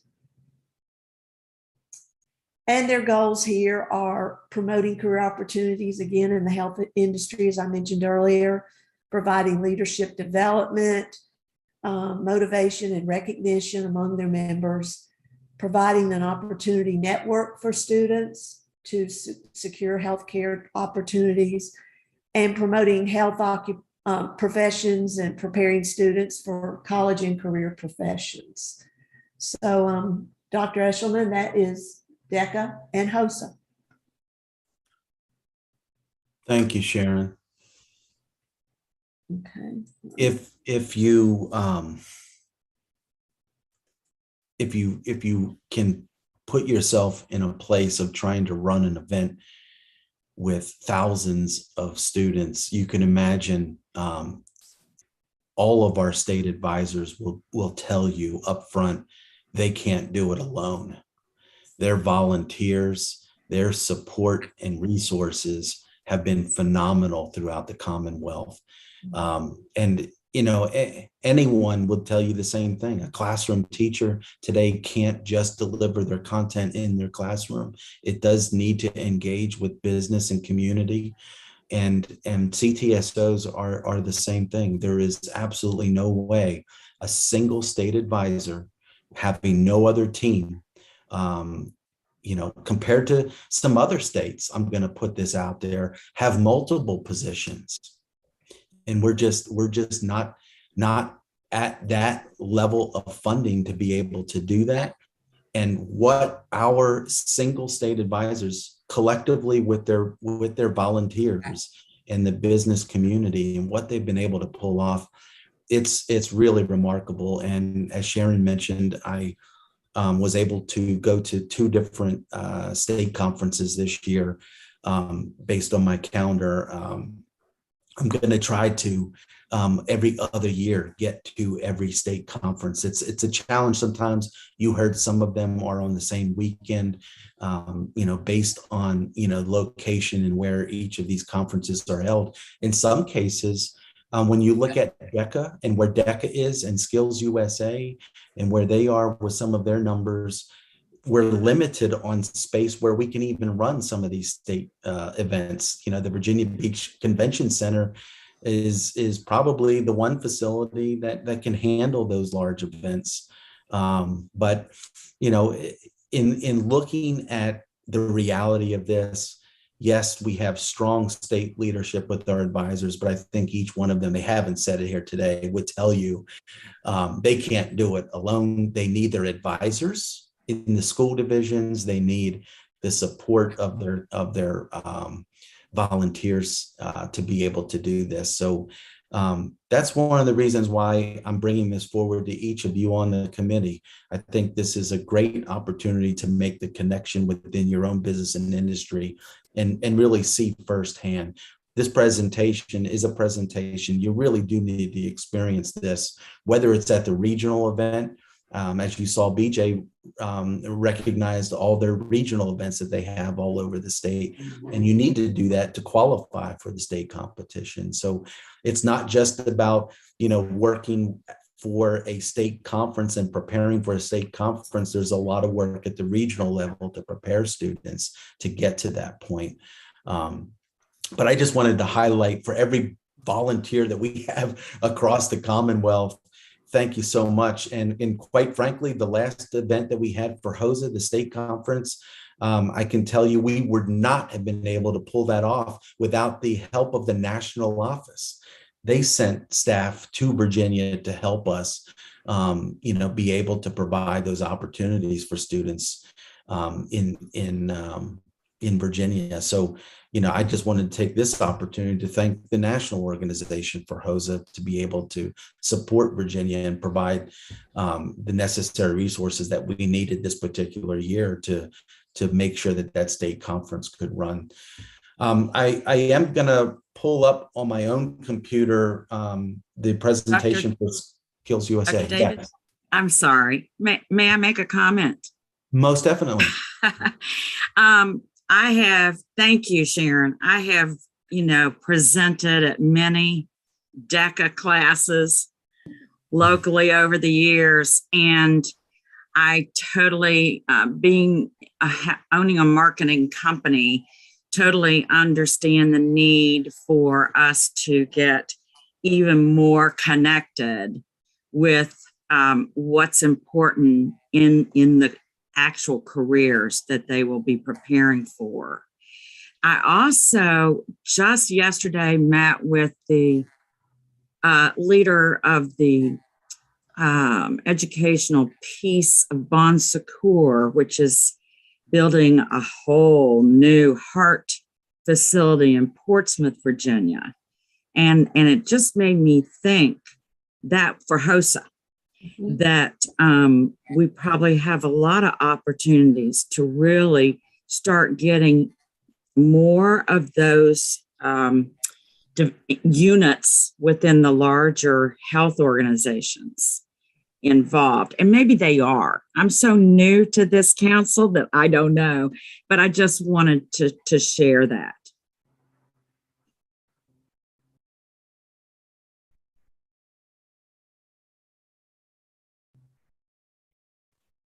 Great. Thank you.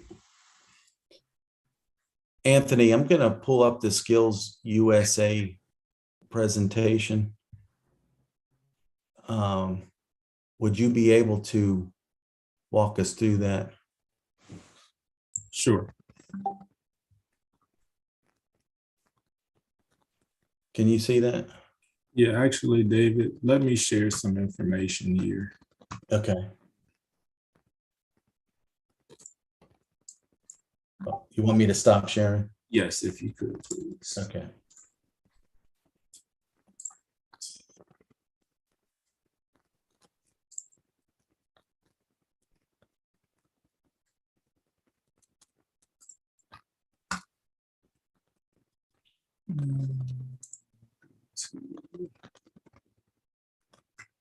Okay, everyone see what is Skills USA?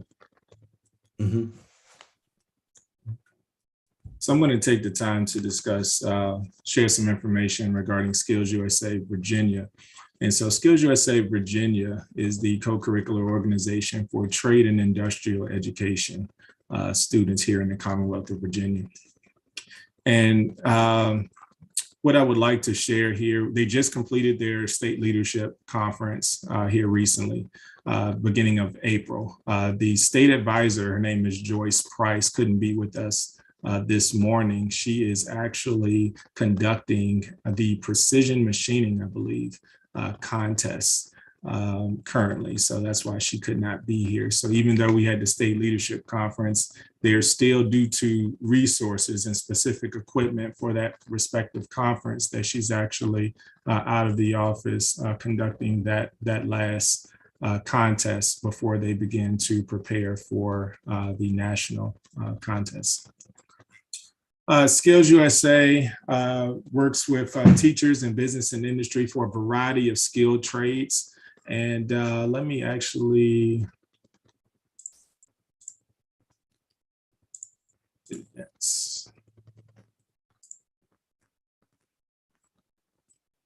Switch over to the national. Can everyone see the list of contests here? Okay, so this list here gives you an idea of the variety of contests that are offered by Skills USA Virginia. What's unique about Skills USA Virginia is that it's a large number of the career clusters represented with the contests. And so it almost runs the gamut as far as the number of courses and programs from a variety of career clusters, from architecture and construction to transportation, to arts, AV and communications technology, We have crime scene investigation from the law enforcement and career cluster. And some of these, once again, have been updated. They don't have culinary arts anymore, but you see the wide variety of contests that support students within trade and industrial education programs. The last update that I received, there are approximately 5,000 to 6,000 members currently in Skills USA Virginia. Once again, keeping in mind that when we are looking at numbers now, we probably want to look back at the last 3 to 4 years for an accurate projection, because the last 2 years, this is actually the first year for all CTSOs that they have had a face-to-face state leadership conference since the pandemic. And so you can imagine being in a world where there were face-to-face contests every spring, and then here comes the pandemic, and then they had to actually switch to a virtual environment for their state leadership conferences.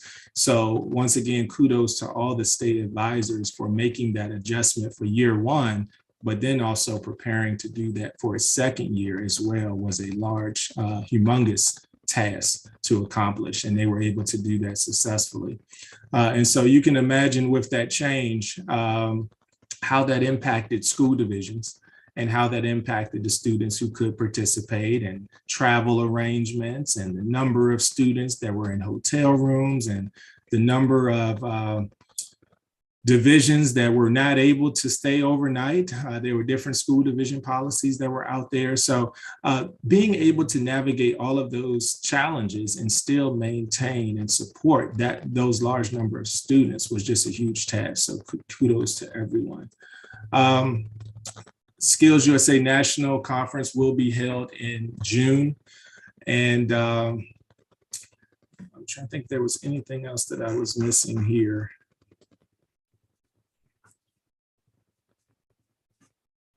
I guess any questions regarding Skills USA Virginia? And once again, Skills USA Virginia is for high school and post-secondary. We do not have middle school trade and industrial education programs. Dr. Williams, we have one in the chat.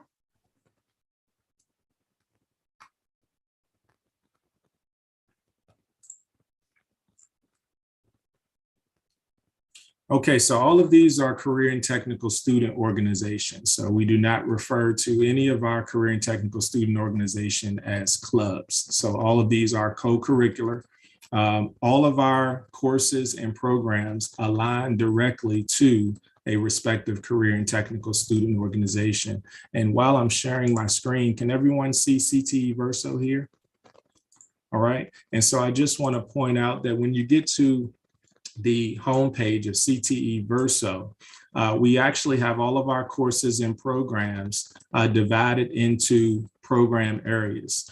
And so, for example, if we were to click on Trade and Industrial Education, which is the program area for Skills USA Virginia, you will see the variety of courses for trade and industrial education. And then once you were to click inside of that respective course, you will see all of the competencies for those courses, and you will also see the correlations as they are tied and directly connected to the career and technical student organizations. And so that's how we connect the curriculum and instruction to the work-based learning experiences to the career and technical student organization. A great question. And Anthony, I'll piggyback off of what you said, because I actually attended the Skills USA event this past weekend. It was a very good event. One of the things me and Joyce have worked out is I came to her conference, she's coming to mine, because we do have some events that kind of overlap, some of the cybersecurity, forensics, some of those things that kind of overlap. So we were trying to kind of be there for each other. I was there. I did some interviews for her state officer team. And a couple other things for her. She, like I said, she'll be at my conference, but it was a very good event. Their closing ceremony was standing room only, which was good. It was good to see that the parents came out, to support their students, because sometimes you have a lot of parents show up for closing ceremonies and then sometimes you don't. and they had a really nice crowd there for closing, but it was a very good event. Thank you, BJ. This is a challenge to the rest of the CTE advisory. I know that the Associated General Contractors Virginia scheduled their quarterly board meeting in Virginia Beach to coincide with this. And I believe, Anthony, that many of our members were actually the judges for certain of the trades. So this is how industry and associations team up with CTE. And this is the only way that it works well. That is correct. Yeah. Outstanding. Yeah, a lot of nice touches. I've noticed parents invited for a state officer to actually have the opportunity to see their child as the state officer on stage, you know, is just a nice touch to be able to see that kind of support. So standing room only is fantastic. If there's no further question, I would like to move forward to FFA, and I'm going to do my best to present the video that our advisor, Andy Siebel, has put together. And again, Andy was unable to be here as he is involved in another event in the state. And he said that he would put a presentation together. So I know sometimes running videos and sharing a video is difficult, but I'm going to do my best here to share his presentation. So just give me a second.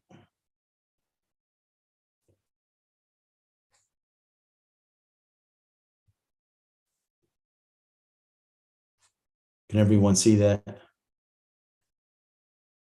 Good morning, and thank you all for allowing me to join you today. Even though we're in the middle of a state contest, I really appreciate the opportunity to allow us to give you an update on the Virginia FFA. As you may know, Virginia FFA is part of the national organization, and by being part of the national organization, we are the only Ctso that actually has a federal charter and a requirement that every ag teacher in the state of Virginia must have an FFA program and an active chapter. Our goal is to simply fill the many jobs that are available in the ag industry. And when you talk about the ag industry in Virginia, a lot of people don't realize that agriculture is the leading economic indicator in the state of Virginia with over 334,000 jobs. When you combine in the forestry industry, it's over a $91 billion economic impact each year for the state of Virginia. The one thing that really makes our agriculture education program, I believe, unique to all the CTSO organizations is the amount of time and the effort we spend on state officer development. Each year, our students are elected, and across the nation, there's a journey that they take. And we do a lot of training. We start out with doing about 3 weeks of instructional training in the summer. Then the students will move on into a national conference where they'll go through another week of training. And then when they reach what we consider the peak of the summit is their international experience. For the last 20 years, we've been able to send state officers abroad to actually get an understanding by living in a foreign country and experiencing agriculture through the lens of people that are within that country. This is something that is unique to our program and allows the kids to really develop their sense of how small the world is and how we all impact the organization and the world through agriculture. Another thing that we do with these students is over the course of the year, they'll spend about 60 nights with us learning about how to develop and become a better leader. This journey starts in the fall each year with them being able to go out and offer leadership workshops to every chapter in the state of Virginia. The students will start out with a basic workshop, and then they will build upon those so that they can deliver instructional materials on how to be an effective leader to the members throughout the state of Virginia. Once they get through that part, then we'll come back and we'll develop new programs for the spring. And then our spring kickoff is during CTA week or FFA week in our case. And the students develop a unique workshop. This year, it was on asking more deep questioning. They were trying to talk to the students through a 20-minute interactive workshop on what it means to actually ask more engaging questions, more questions that will lead to deeper instruction, more questions that will actually lead to understanding of different viewpoints. Over the course of the 10 days this year, we did 85 20-minute workshops at the different locations that you can see around the state. Each year we offer this program, and the visits change, and we try to make sure if some new school asks for a visit, we do them instead of just repeating the same ones year after year. But this was a unique experience, a lot of road miles. It's hard to believe how big Virginia is. The students were able to see everything from the Eastern Shore all the way to the tip in far Southwest Virginia, and see that kids are the same no matter where you go in the state. It just takes a teacher to believe in the opportunities and what they're doing.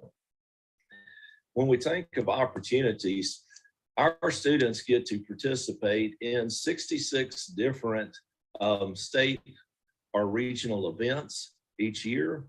These events can be anything from leadership conferences to actual contests. A lot of our contests are different than others because we are involved with all the different industry boards in the state of Virginia that are related to agriculture. Almost every one of those boards wants to have a youth component. So our state officers get the opportunity not only to attend those conferences, but often to speak at them. And then we often have leadership development events at those various contests and events. One of the unique things that we got to do this year was to visit the state capitol during FFA week and actually get to meet with the new Secretary of Agriculture, the new Commissioner of Agriculture, the governor's wife, First Lady of Virginia, the Secretary of Education, and the new State Superintendent of Instruction. What was supposed to be a 5 to 10 minute meeting all of a sudden turned into 45 minutes of the officers getting to interact with the First Lady and the cabinet members to tell them about the future of agriculture, why it's important to support career and technical education, and the opportunities that they're gaining as young people. Once this meeting was over, the new State Superintendent of Instruction invited the state officer team to accompany her to meet with the Rural Caucus. And at that meeting, she was able to talk to the elected officials about the importance of career and technical education, why we need to support it, and why they need to invest in local programs like ag education. It was a unique opportunity for the kids. It went over well. And then Delegate Runyon asked us to bring the state officers back the next morning so that he could introduce them on the House floor. At that meeting, Delegate Orrick also was able to give an update on why ag education and CTE is so important. So it was a unique and growing experience for these kids to be able to actually meet with elected officials and to promote and talk about the opportunities in ag education. I really appreciate the opportunity to visit with you a little bit this morning. And if you have questions about anything in ag education, you can feel free to reach out to us. We were able to continue, even through COVID, to continue to offer all the opportunities to the kids. We just simply pivoted and moved a lot of our events to a virtual format. We had a very successful convention, even during COVID times. So we have what we believe is a really strong program, and I really appreciate this board's support as we move forward. And anytime that you guys want to join us for an event, just simply reach out. We would love to have you participate in any of our events. And if you're ever in the area or see something on the calendar, make sure you let us know, because we're always in need of judges, and we'd love to have you come and see what these students are doing, because there's a lot of positive energy out there, and there's a lot of good kids that are benefiting from ag education. And I really appreciate this opportunity to give you a brief update about what we're doing with the Virginia FFA Association.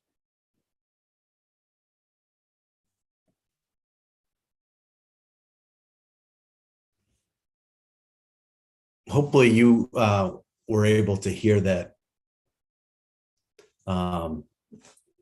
Just, looking at the number of opportunities. Now you've heard from each of our organizations. The experiences, again, as I mentioned earlier, are really the experiences that students really remember and, quite frankly, have a tremendous impact.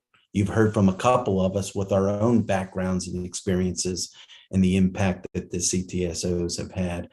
I can't thank each of our state advisors enough for this quick update. And I knew it wouldn't be quick because everyone is so passionate about their areas, and rightfully so, they should be. Thank you for your time. And I know you hung in there for some of our questions. So before you go, we'll give our members one more opportunity. Is there any closing question or comment for our state advisors? Susan, do you have a question, or was that from previous presentations you had a question? That's Susan not being able to figure out how to take it off. No problem. So techie. Thank you. Just didn't want to miss anyone. So I do have a statement. I am, like I said before, I'm very familiar with CTSOs, and I'll definitely accept the assignment that Dave, that you're offering us to work with each individual. We could select which organization that we're interested in. But I really appreciate the overview and the time it takes to put on the conferences. I know firsthand it's a lot to put on a conference, and the work that the CTO advisors put in. In Stafford County alone, I'm constantly going to the school board, making sure that they recognize that a lot of the funding, these teachers do this on their own.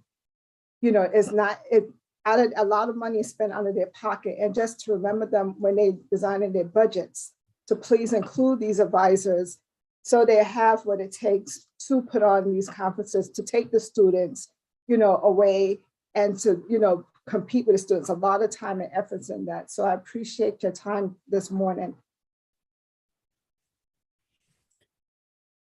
All right, fantastic. Looking at our, yes. I just said thank you. All right, you bet. Thank you, Sandy. Looking at our agenda, I think it might be wise, Madam Chair, to take a 5-minute break, and we'll transition to curriculum reviews. Kevin is going to provide an update there, and we'll talk about curriculum on the other side of is 5 minutes enough time? I believe so, sir. All right, great. We will be right back here at 11:55. Thank you.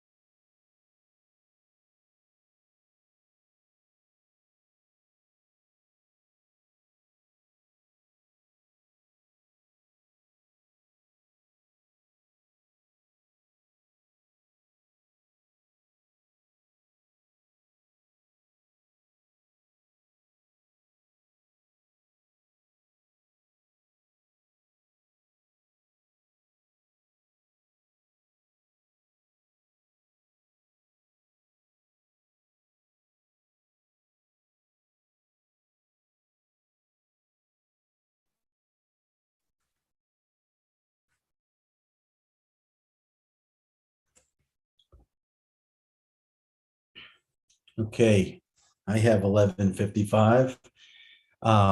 Welcome back. Hopefully, everyone is refreshed and energized as we transition to the next couple of items on our agenda. Just to bring to closure what we just did. So we provided an overview of our CTSO student organizations, and you will receive from Selena Richardson a spreadsheet that we have put together. And we basically have listed all of our members of the advisory committee across all of the CTSOs. And looking at your backgrounds, we sort of aligned where we thought you might best fit in this spreadsheet. And what I'm going to ask you to do is to review that, respond to Selena Richardson, any adjustment. I wanted you to be able to see where we kind of thought everybody fit, and also to try to bring balance to make sure we can support all of our CTSO organizations. But let Selena know if you think you might fit better, or when you see a slot where we don't have as many people and you're willing to adjust. If you when you get that spreadsheet, I just ask that you review it and look at where you think you best fit, and then respond if you do have any concerns with what we thought would work. What we will do if we don't hear from you to close out this year, we will make sure our state advisors get that spreadsheet, and then they will reach out to you with the beginning of their planning for their state conference for next year. And they'll be able to give you that timeline and when those meetings are, and all the expectations moving forward. So I just wanted to kind of give you, kind of where we are. I really do value input from our CTE advisory committee. We think it's really important sometimes not just to hear updates from any of our office staff, but to really experience firsthand what is being provided for students as opportunities. In some cases, this is a good way, this is a good example to really give you that feel for what's happening at the state level. You heard from everybody, they can't do it without the support. So we're really hopeful that you're able to participate that way. At the same time, it kind of introduces our next topic. We're really looking for the same kind of support, looking at not only the efforts of our writing team that report and work with Kevin on a daily basis, but the curriculum CTE supervisor specialist. They work hand in hand as we look at revising curriculum. And the process that we engage in does involve the need for us to hear not only from teachers, but from business and industry across the Commonwealth as we're looking at revising curriculum. So I don't want to steal any of Kevin's thunder. Kevin, you're able to share your screen if needed, but Kevin is going to provide sort of an overview of our curriculum review process and what it looks like for next year. And we will again then make a connection for you with the particular course that's up for review in an area that really aligns with your workforce and your background needs, and give you that opportunity to participate with others across the Commonwealth in reviewing curriculum. It's a big part of what our office does. You'll see there's a large number of programs and courses. We do go through a process to identify the courses that are up for review. And again, there's no way we can do it without the input of business and industry. So we thought this could be another great example to connect with the specialists, the writers on Kevin's team, and other business leaders across the Commonwealth in looking at revising our curriculum. So Kevin, I'll turn it over to you.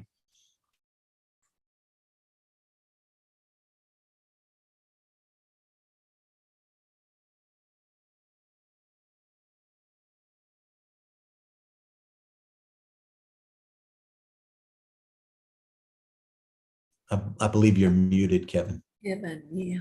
Yeah, the one thing I forgot to do. How many years have we been doing this? Thank you, David. Thank you, Madam Chair. I'm just going to start at the top, work my way down through the center. The center is approaching its 40th year in existence. It'll be 40 next year. And we're a grant-funded project of the Virginia Department of Education. And we get a small state budget set aside, and the rest is funded through the Perkins Act. We're located in Henrico County, not too far from the Virginia Department of Education, and our primary purpose is to support career and technical education through the development of curriculum, to put on professional development for teachers and administrators, to help develop instructional resources for those administrators and teachers, and to offer research and space for meetings. And some of you may recall meeting at the Resource Center a couple of years back before COVID. We have not had any meetings since March of 20, I think, in the building. We previously had done our curriculum revision meetings mostly face-to-face. And that involved about 8 hours of sitting in a room together with the writers and the state specialists for CTE. Let me back up and say one thing. All of our funding through Perkins and the state means that we provide these resources for free to all Virginia public schools. So the teachers and the administrators don't have to pay for any of the work that we do here. They can even ask us to do work for them if they need that assistance. So to go back to our previous meetings, they were face-to-face. They usually took a full day or 2 days if there were significant courses that had to be changed. During the pandemic, we switched over to virtual meetings, and they seem to have worked out about as well as the face-to-face meetings in a shorter amount of time. We went from those 8-hour meetings to about a 4-hour session. The business and industry partners we work with liked it because they didn't have to take time away from their day. The teachers liked it because they didn't have to travel to the center and lose time in the schools. So it's been working well. What typically happens during a revision is that to start with, Dr. Williams and I will review a list of our courses, and there are about 500 of them. They're on a revision schedule of about every 3 to 5 years, depending on the course and the need to stay ahead of developments in technology or resources or things like that within the course. Dr. Williams and I will review the list. He'll go over it with his specialists, and we'll set dates for all of these meetings. What the specialists and Dr. Williams do is arrange to have business and industry meet with the teacher team, and the 5 writers I have here at the center will facilitate this meeting.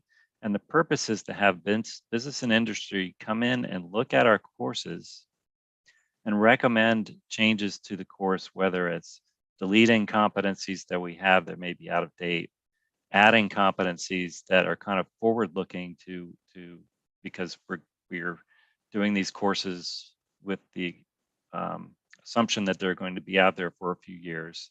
So there's some forward-looking aspects to it, and also just really revising the course content if it needs it. Some of this is driven by regulatory or regulation, like nursing and medical courses. Some of them are driven by national standards, so we follow those.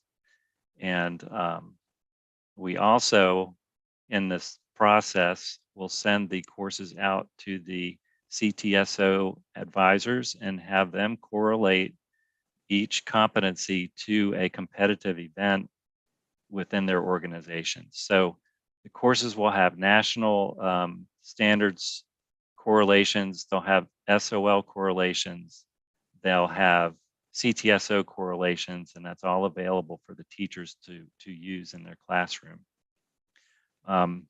This process takes about 6 months. It starts with an initial meeting to review the content. If the business and industry and teacher panels don't get all their work done in that 4-hour meeting, they'll have it as homework, and they'll have about a month to wrap everything up. And then the writers begin to take all of that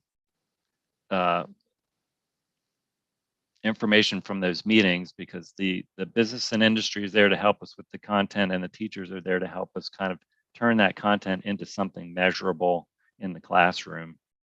And the writers here at the center take that and edit it and produce a curriculum framework that represents the minimum expectation for students in the classroom for that particular course. And teachers can add to that if they need to, but this is the minimum. And it includes the workplace readiness skills and a couple of other duty areas, which are kind of buckets of tasks that students also have to learn. And one thing we tell teachers when we go out to do our presentations and professional development is that they should be integrating workplace readiness skills within their curriculum, that it should not be taught in isolation. So we're trying to get through to them that even as teachers in the classroom, there's still managers who can demonstrate and model these skills for the workplace and have their kids be accountable to those skills and learn them within the classroom and within the projects that they run. In addition to the SOL correlations, we also do our national and Ctso correlations. The writers work with the specialists over this process to kind of fine tune the curriculum. And there's quite a bit of involvement between the specialists at the DOE and the writers, both in the preparation and the ongoing development of the curriculum revision process. They work together to iron out any problems that come up, to resolve any conflicts in what recommendations are made by the revision team. And then they're approved and published every June on our website. And I think this year we have 93 courses that are due to be published. Next year we have another, we have about 96. And some of them are grouped together. Like if you've got carpentry 1, 2, and 3, that'll be reviewed all at one time. Some of these are individual courses. And I think I will share my screen and show you what we have for next year.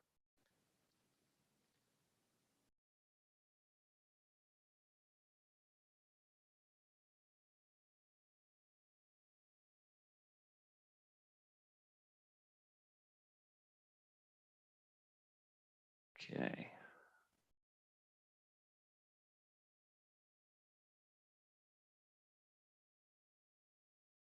Everybody see that? Okay. So we start in September and often go until March. For 22-23, these will still be virtual meetings. They usually start at 9 o'clock and go until 1 with a break sometime in between there. So in September, we have Marine Corps JROTC, a home health aide, green building infusion unit, keyboarding. You can see the month and day here when these meetings are being held. And it runs through every program area. Digital applications, advertising. I think there's marketing courses in here. There's plenty of ag and trade and industrial education.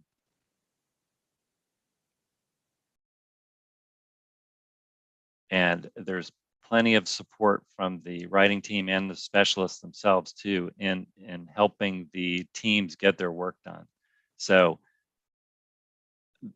the teachers enjoy being on the teams because they can collaborate with each other, and the business partners enjoy it too because they're able to participate in the production of these courses and to ensure that we're adequately preparing the students for entry-level jobs in that field. And that's what we want to do, is to ensure that these students come out of school ready to go and not lacking in any area of preparation. We also correlate these courses to credentials. So the students can see the courses, and they can see what credentials are available to them as part of that course. Are there any questions?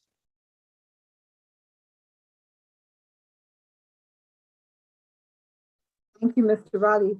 I do have a question. When you talk about the revision of the program, how much, who is the panel? Is it just going to the teachers? Are you looking to branch out to people in the industry? Are you looking for the parents? How is that revision process handled? So the revision is a combined panel of business and industry participants and teachers who teach these courses in Virginia public schools. And we go task by task through each course and offer the opportunity for the teachers and the business and industry partners to comment on that competency and help us either revise it, delete it, or update it, so that really the business and industry partners are our experts, our subject matter experts, and they're helping us kind of talk about what that course content should be, and the teachers are there to help us turn that into measurable tasks in the classroom that can be graded or combined into a project to be graded. Thank you.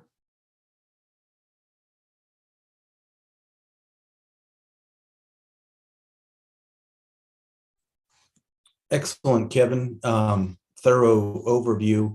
And I believe that number that you identified, did you say 97 courses for next school year?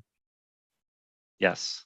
Okay, so that tells you, that may not mean 97 meetings, right? That means that some of these programs, as Kevin mentioned, like carpentry 1, 2, and 3, will be combined into that meeting and that team that will be reviewing that curriculum. That's right. Yeah, and that's about average for what we have each year, is about 90 to 100 courses, and that turns out to be somewhere in the range of 35 to 40 individual meetings. Yeah, it's an aggressive agenda, and as you can imagine, for a curriculum specialist working with the writer, trying to identify business and industry and teachers to represent those review committees is a challenge. So we are putting this out there as another area of focus for next year, that you will be able to have the opportunity to participate in one or more of the curriculum reviews for the 97 programs that we have. And that information will come through Selena as far as those courses and when those meetings will be, and you'll be able to review that to see what best fits, your calendar and your agenda. But we would really appreciate, so speaking on behalf of the writers, speaking on behalf of our curriculum specialists, I know your participation would be greatly appreciated.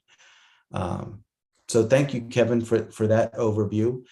It does bring us to our Vdoe update, Madam Chair, if I'm able to move forward. Please. Okay, great. I have two areas of focus that we have in front of us. And I think a good place for me to start is what is in front of us for next week. We do have every year an annual review of credentials. So I wanted just to give you some background as to what that review is. So going to the State Board of Education is our annual review of high school credentialing. And there is a process that we have in place for reviewing and validating industry credentials, and it's rather extensive. And what we do is we don't present to the board every credential, but we do talk to the additions and the deletions and the technical edits that are required for us moving forward from year to year. So I wanted just to give you some background. The process for reviewing and validating the industry credentials, as I just mentioned, does follow criteria established by the board. And the number one criterion is the test must be standardized and graded independently of the school or school division in which the test is given. Number two, the test must be knowledge-based. Number three, the test must be administered on a statewide or multi-state or an international basis, or administered as part of another state's accountability assessment program. And then number four, the fourth criteria, to be counted in a specific academic area, the test must measure content that incorporates or exceeds the SOL content in the course, or for which verified credit is given. Credentials are reviewed and updated, as I mentioned, annually. So submissions of new credentials and updates for existing credentials are accepted throughout the year through December 15th, to give you that as some background.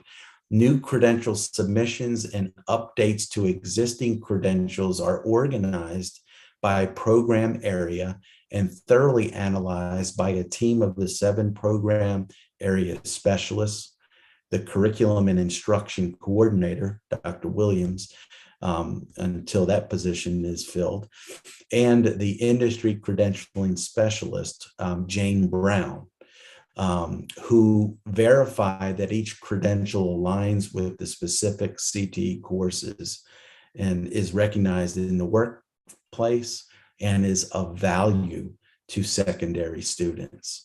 So I wanted to give you that background.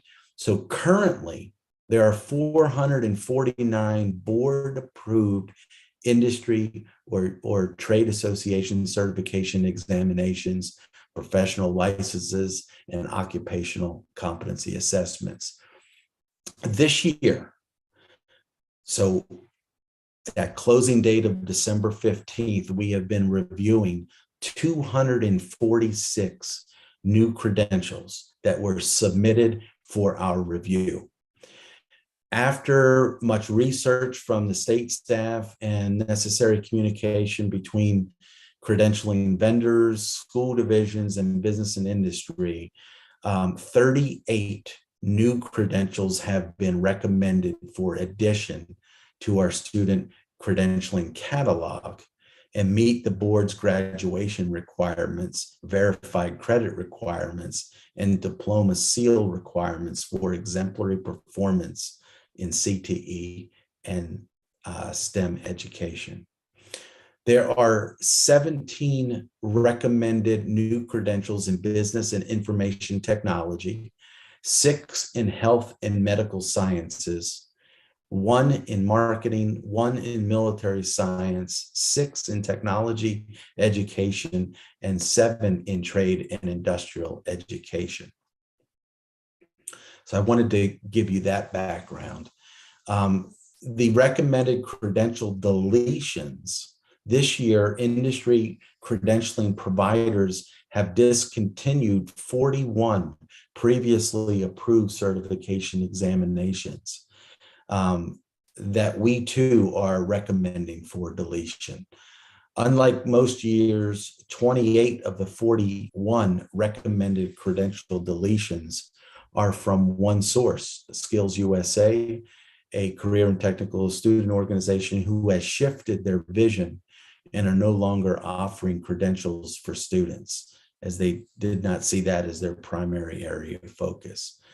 Of the 41 credential deletions, there is 1 in agriculture education, 3 in business and information technology, 2 in family and consumer sciences, 1 in health and medical sciences, 10 in technology education, and 24 in trade and industrial education.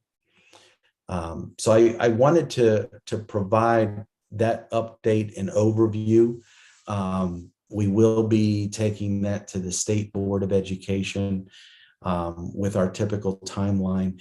And there is a process. So once the board does approve those changes, we then go through the process to make sure our resources and publications are up to date for school divisions to be able to have access for July 1, in this case, July 1, 2022.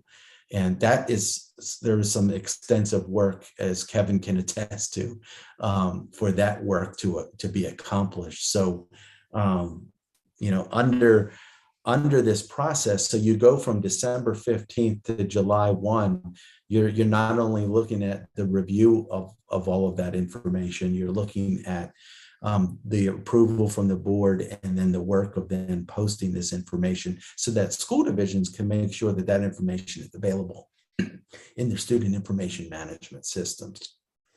Excuse me. Questions related to that? This is an annual process, something we do every year. But I wanted to give you that information, particularly when you see a large number like 24 deletions from that were the testing vendor Skills USA. We wanted to give you that background. One of those, how many were related to culinary arts? I don't have that. That was one of the deletions, correct? I believe so. I don't have that in front of me, but we can make that available. We can make the additions and the additions available to all members. Yeah. Anthony, if you can remind me, we will send that out through Selena. Yeah. No need to create any more work. I was just curious if it was top of mind. I know I've heard that one subject has been deleted.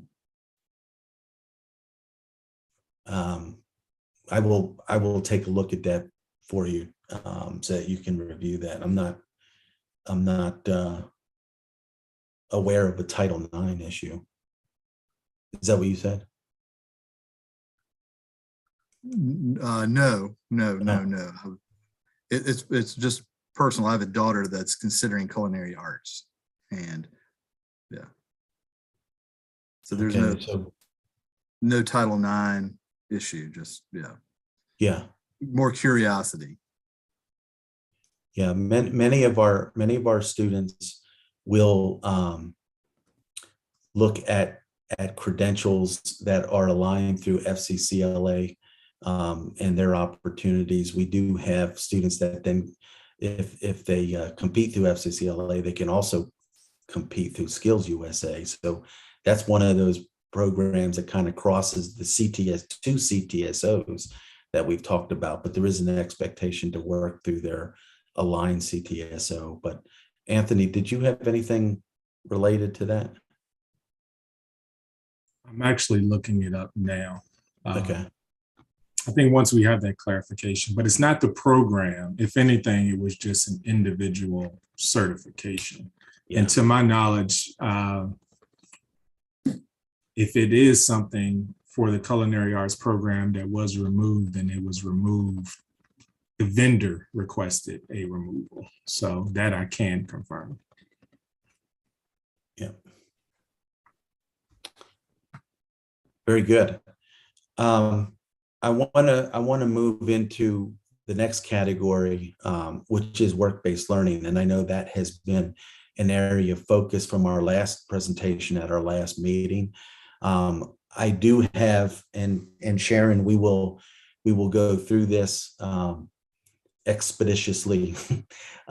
We have a presentation that Sharon and I and our partner that we are working with to build out our virtual work-based learning platform, we are presenting in 2 weeks in Salt Lake City, Utah, for the ACTE Work-Based Learning Conference. So we're really excited that our presentation representing Virginia was accepted by the National Association of Career and Technical Education. It is a great honor and an opportunity to share some things that are going on in this space for work-based learning. Sharon, I'll pull up the presentation myself, and then I'll just guide through the slides for both of us. If I can find it here. That works for me. You drive it, okay? Okay, all right. I just need to find it here. I have too many screens. Let's see here. And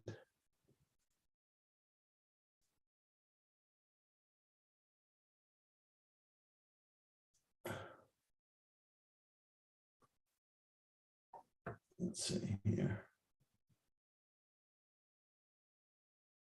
Where is my play button here?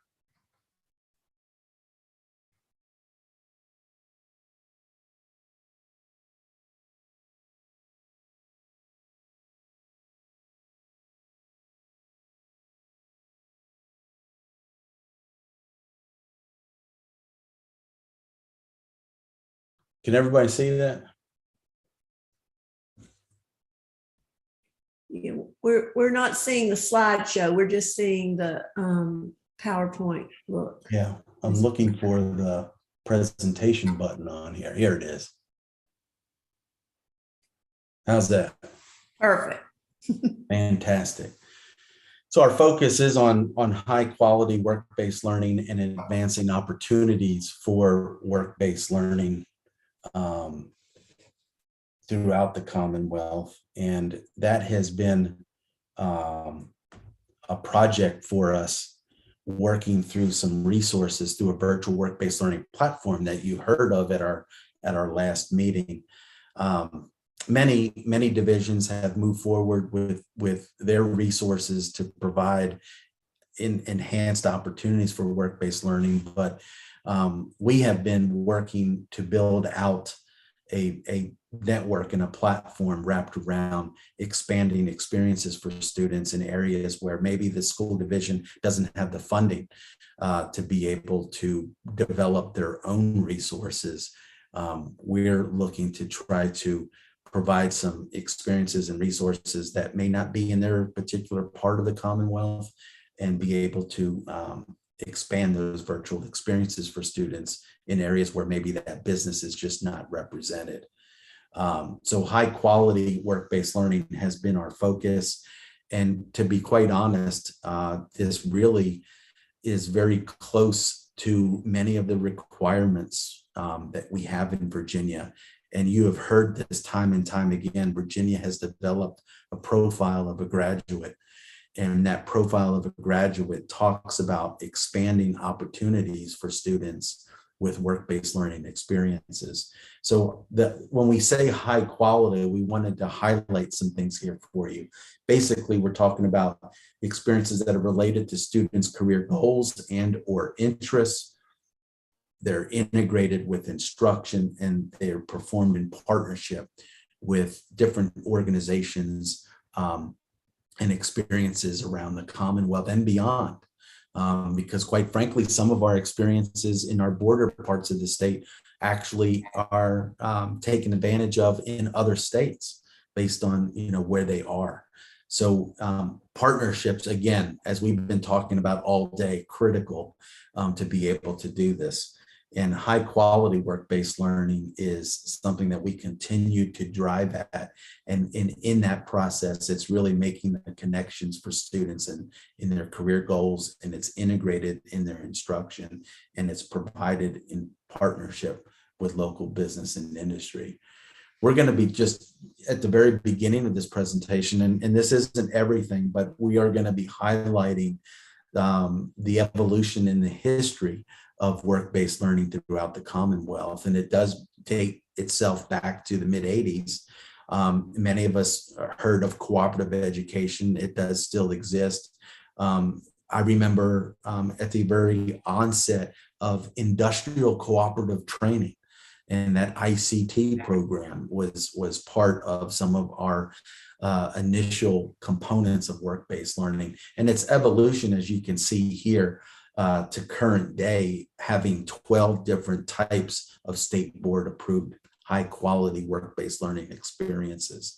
So we will kind of, talk through this, but looking at our time frame, we're not going to go into too much detail, but this is the history. And when you look at our current graduation requirements, regardless of a diploma type, whether a student is on a standard diploma or whether they're on an advanced diploma, there are additional graduation requirements that align itself with the opportunities and experiences that we provide in career and technical education. So students can meet these additional graduation requirements by participating in CTE programs and courses throughout their high school and middle school experience.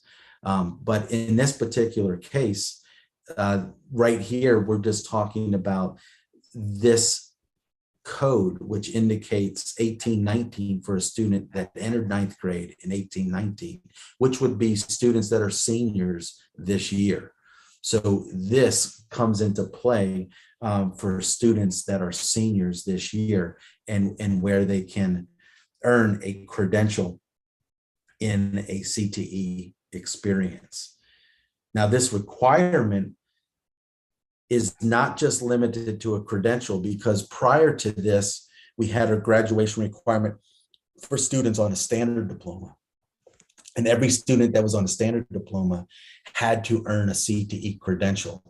This graduation requirement changed with some flexibility under 51. So you can see the last two digits of that code at the top of this screen.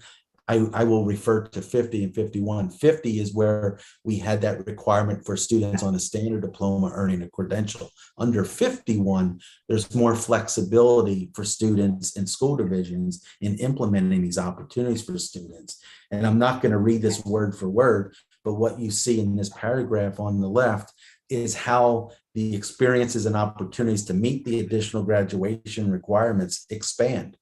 And it includes really a student challenging themselves with advanced coursework. And as you read on this slide, we'll talk about AP, IB, Cambridge, dual enrollment coursework. If a student does that, they get a plus point in the numerator of a calculation for CCCRI that I'll talk about in a minute. So in other words, you could take this advanced coursework. Maybe it's a student taking a dual enrolled course, and they will check off and they will meet this additional graduation requirement. Or, and the key word that there is or they can complete a high quality work-based learning experience, or they can earn a CTE education credential approved by the board. So in looking at this, you're not going to be counted multiple times when we talk about CCCRI in a minute. But in many cases, students not only are going to meet this additional graduation requirement in one of these categories, if they're a CTE student, they're probably going to meet it in multiple ways. Okay, and that's great. The school division will be able to identify that, and they will meet that requirement. I look at my own son. My youngest son is a senior, and he will meet this experience in all of those categories. So that's going to be probably pretty common. This additional graduation requirement aligns really well with the profile of a graduate, as I mentioned earlier, focusing on expanding work-based learning opportunities. So while we are focused on this profile of a graduate and we have this additional graduation requirement, work-based learning is really aligned to all of these requirements, whether it's the profile, expanding work-based learning. And as you can see here, the profile of a graduate is not just talking about work-based learning experiences, it's talking about students understanding of content knowledge within their programs that they enroll in their academic career plan, about their career planning in that process, from exposure to at the early age of developing that portfolio, beginning in kindergarten, all the way through to expanding workplace skills. And that could be within the course content, that could be within a work-based learning experience, introductory and in a upper level in high school, expanding different experiences and opportunities and civic responsibility. The additional graduation requirement actually spells out work-based learning, and then it separates service learning. Because the delegate that moved that bill forward wanted service learning separated, even though service learning is actually one of our forms of work-based learning approved by the state board. So we're just highlighting that this work connects itself and aligns itself really well to the profile of a graduate. And in that experience, you can see here, when we develop the profile of a graduate, we also identify the Virginia 5 Cs, and you can see these critical components of critical thinking, collaboration, citizenship, creative thinking, and communication, all part of preparing students to be college and career ready. So again, the work-based learning reinforces the Virginia 5 Cs, which is a component of the profile of a graduate. Now, I did also mention CCCRI. That is the College Career and Civic Readiness Indicator. And this is an opportunity as well. And you can see how this closely aligns itself to that additional graduation requirement. So when you look at this, the piece to understand here is that this formula to develop an indicator score for every high school is actually made up of multiple components here. And each of these components count in the numerator, but that key word of or is here as well. This is a non-duplicated count when it comes to the development of this indicator score for that high school. So in our particular case, we could be looking at a CTE student that's taken a dual enrolled course. They take a sequence and they earn a credential. They complete a work-based learning experience. You would think that that would count as 3 different plus points in the numerator for that school, but it's or in this particular case, and it's only counted once. So they need to meet one of these opportunities in this CCCRI calculation. So this is another indicator for schools trying to look at making sure they're preparing students to be college and career ready. This is something that is moving forward. Now, this is actually going to be delayed by 1 year. So rather than the fall of 2022, we're looking at the fall of 2023 for its implementation. And here you can just see the value of the college and career readiness indicator and how it really does capture all the experiences. But again, notice that it says it avoids duplication. And there would be duplications, and it would really skew the results in the school if they allowed for that. So that's why they want to make sure they account for every student. And that's why there's no duplication. You can imagine that score would not be reflective of everyone's contributions if it was a duplicated count. So it is a non-duplicated count and an indicator for schools looking at making sure that they're providing opportunities for students to be college and career ready. So we think it's going to be important for us before we even begin what we're doing with work-based learning at this conference at a national level. We want to provide that Virginia perspective. And this work has been ongoing from the onset of the profile of a graduate to the evolution of graduation requirements to a CCCRI indicator score for each high school. That is in place and really drives some of the work wrapped around work-based learning.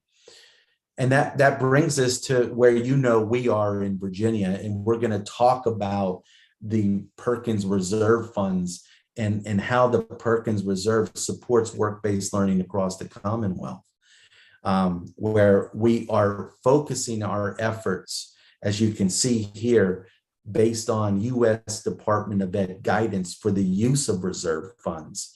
And when we look at our regional work-based learning specialists that you were introduced to at a previous meeting, you can begin to see how all of these different components are working together. And this reserve fund is actually helping us with the resources to actually build out the virtual work-based learning network from the additional funding from our governor's office. It's nice having that and being able to have that as a resource, but without the people behind it would make it very difficult to implement. So we're actually combining Perkins 5 and the ability of a reserve fund to actually support rural areas and areas where there are gaps in performance around work-based learning. So we wanted to give you that perspective. And I know this is not new for a lot of you, but as a opportunity to present this at the national level, this will really give the background necessary for the work that we're going to be moving forward with in our presentation, which begins here, looking at work-based learning. So I'll turn it over to Sharon. And Sharon, we're looking at maybe about 10 minutes just to give you a pace here. Okay, thank you, David. Yep. With the updates to the graduation requirements, Virginia has made great strides in supporting WBL. The Work-Based Learning Guide was developed and has been continually updated since 2014. A recommendation for each region to support and appoint a local work-based learning coordinator was made, and encouragement for the creation of initiatives in many organizations focusing on WBL, such as Go Virginia, Virginia Ed Strategies, and many more. But even with these advancements, many operational challenges still remain, and these challenges include the required paperwork can be extremely time-consuming and a detriment to all the stakeholders. There's a limited time for personnel to focus on cultivating the WBL opportunities and to support the students. There's a lack of access to WBL opportunities across the Commonwealth. There are many students with varied needs who need support. And there was not a consistent process or system across the Commonwealth. And lastly, we are experiencing a rapid evolution of workforce needs and ever-changing education environment. So investing in WBL will have a positive impact on students, employers, and local communities. Students will have the opportunity to gain real-world experience, develop professional skills, explore career paths, and make a connection between education and the future. Employers can develop a local talent pipeline addressing current staffing challenges, grow business through increased community awareness, and contribute to economic growth across the Commonwealth. There is considerable evidence that the talent pipeline crisis has only intensified in recent years, and most employers are struggling to hire talent who are knowledgeable and possess the skills to be successful. In a recent study by the U.S. Chamber of Commerce, 74% of businesses reported a lack of skilled talent among the available workforce. In 2020, 69% of U.S. employers were struggling to fill open positions. And in July 2021, it was reported there that because it's so hard for employers to find skilled talent to fill positions, that they are really having difficulty. So what part does the Virginia Department of Education play in this? The Virginia Department of Education had two takeaways from surveying CTE administrators in 2020 to find out how they felt about current and future WBL program delivery. And what we found was that we need to align CTE priorities with the local workforce development needs. We need to provide opportunity of access to WBL experiences through a virtual WBL network that will establish a virtual connector between student and real-world business opportunities and allow us to share WBL data and analytics. As shown on this map, you can see that Virginia has 8 superintendent's regions. We currently have 6 regional specialists representing these 8 regions. We hope to hire 2 additional specialists later this year to represent regions 3 and 8, to dedicate 100% work effort to all superintendent's regions in achieving high-quality work-based learning goals in each region. This presence will expand and enhance WBL communications among students, schools, parents, employers, and other stakeholders about WBL opportunities throughout the Commonwealth. We can also identify gaps in program availability for key industry sectors and initiate efforts to address these gaps through new and expanded program development and activities. Sharon, before you go any further, to update our members, we have received our information regarding our allocation for Virginia, and we are seeing an increase in funding from the U.S. Department of Ed. We are currently reviewing what this will look like to expand these additional 2 positions and the impact that that will have for school divisions. We're going to move forward, but we're not going to do it in a way that will have a negative impact on the school divisions or the community colleges. So we are currently reviewing the funding allocation and the percentages to do what Sharon is looking at and expand the final 2 positions here that would put a work-based learning specialist in each of the 8 superintendent regions individually. That's our ultimate goal, but we may do it with adding 1 or 2, but it really comes down to how it's going to impact divisions.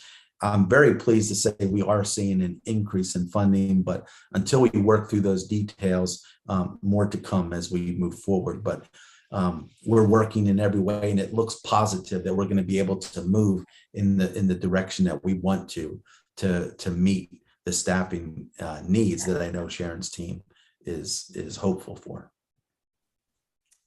Okay, so how do we build relationships among school divisions in the community? We want to maintain a consistent messaging across all regions of the Commonwealth. We want to provide necessary professional development to ensure that that is a consistent delivery in rural as well as metropolitan areas. We want to use labor market research to prioritize supports aligning with critical in-demand careers to help supply a talent pipeline. Identify gaps in program availability for key industry sectors. Foster and support engagement between secondary and post-secondary and industry leaders to explore opportunities for strengthening, expanding, and developing new partnerships. Promote and support the adoption of WBL program best practices from each region and share them among other regions in the Commonwealth. Plan, implement, and conduct regional partner meetings so that a consistent message is relayed to all. Collect, maintain, and analyze data relating to regional partner activities to improve program delivery. And lastly, develop and implement the Virginia Work-Based Learning Network, VA Voyager. The Virginia Department of Education is excited to launch a Virginia work-based learning platform called VA Voyager. There are 2 platform objectives. 1, continue to ensure opportunities by connecting students to high-quality work-based learning experiences. And 2, gather all work-based learning opportunities in one place so data analyticals can be provided. Based on these platform objectives, we will be tracking many different metrics, but the 4 main success metrics are the number of schools using VA Voyager, the number of businesses involved in high-quality work-based learning experiences, the number of total high-quality work-based learning opportunities, and the number of students who are self-referring to those opportunities. VA Voyager will serve employers, work-based learning coordinators, and students. Employers will be able to easily post and manage WBL opportunities while increasing community exposure and expanding the student talent pool to select from. WBL coordinators will improve efficiency by reducing the steps to connect students to opportunities and easily track student WBL information. And students will have an increased ownership and autonomy to explore WBL opportunities and have a centralized location to manage WBL experiences and paperwork.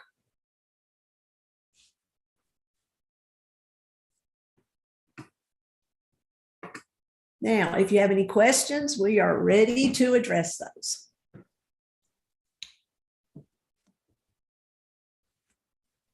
I wanted to add some comments. We have much more in this presentation, but we tailored this for today's presentation. I think it's important for us to take a look at the long-term vision. And the long-term vision, looking at workforce development, does not just include K through 12 education, obviously. So our focus is to deliver in phases. And we're working first primarily with K-12, obviously. There is interest in this vision to build out a platform. We have a lot of different individual resources that are out there, and school divisions many times are challenged because they have so many different things to log into. And now adding, Canvas and or whatever information management system you're using, or delivery for instruction, attendance, all kinds of things. We really are looking at this from a perspective of career development. And we need to look at finding a way to work cross-agency to be able to bring an experience, a platform together, whether you're in the workforce and you're looking at other career opportunities, or whether you are in middle school or high school and looking for these experiences.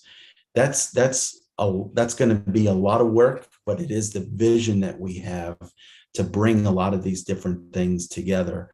You already know of CareerView at the elementary level, providing experiences for students. You already know of the Virginia Wizard, providing opportunities for people to continue their career exploration, and the work that we currently have going on with the Virginia Wizard to engage a single sign-on experience and be able to integrate the student information management systems in the Wizard to actually develop your own academic career plan in that single tool. That's an experience. Now we're looking at the network, and on the workforce development side, we have the Virginia Career Works model. So we're really excited that we have collaboration. Sharon's steering committee is made up of members all across the Commonwealth. There is CTE director input from the board, from the Vdoe board. We're really excited to see this kind of discussion coming together to bring some things together in a cohesive way. We think will be very helpful, not only for school divisions or for business and industry, but for even parents to understand the resources that are available for career development.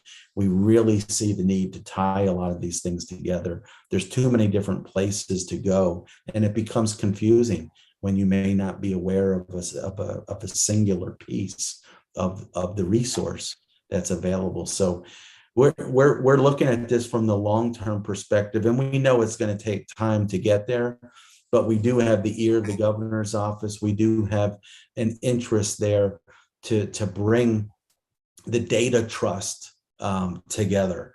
which is the exciting part to me. And I think will be really appreciated by school divisions if we can minimize places to go and consolidate into a platform. So that is the discussion we wanted to share with you.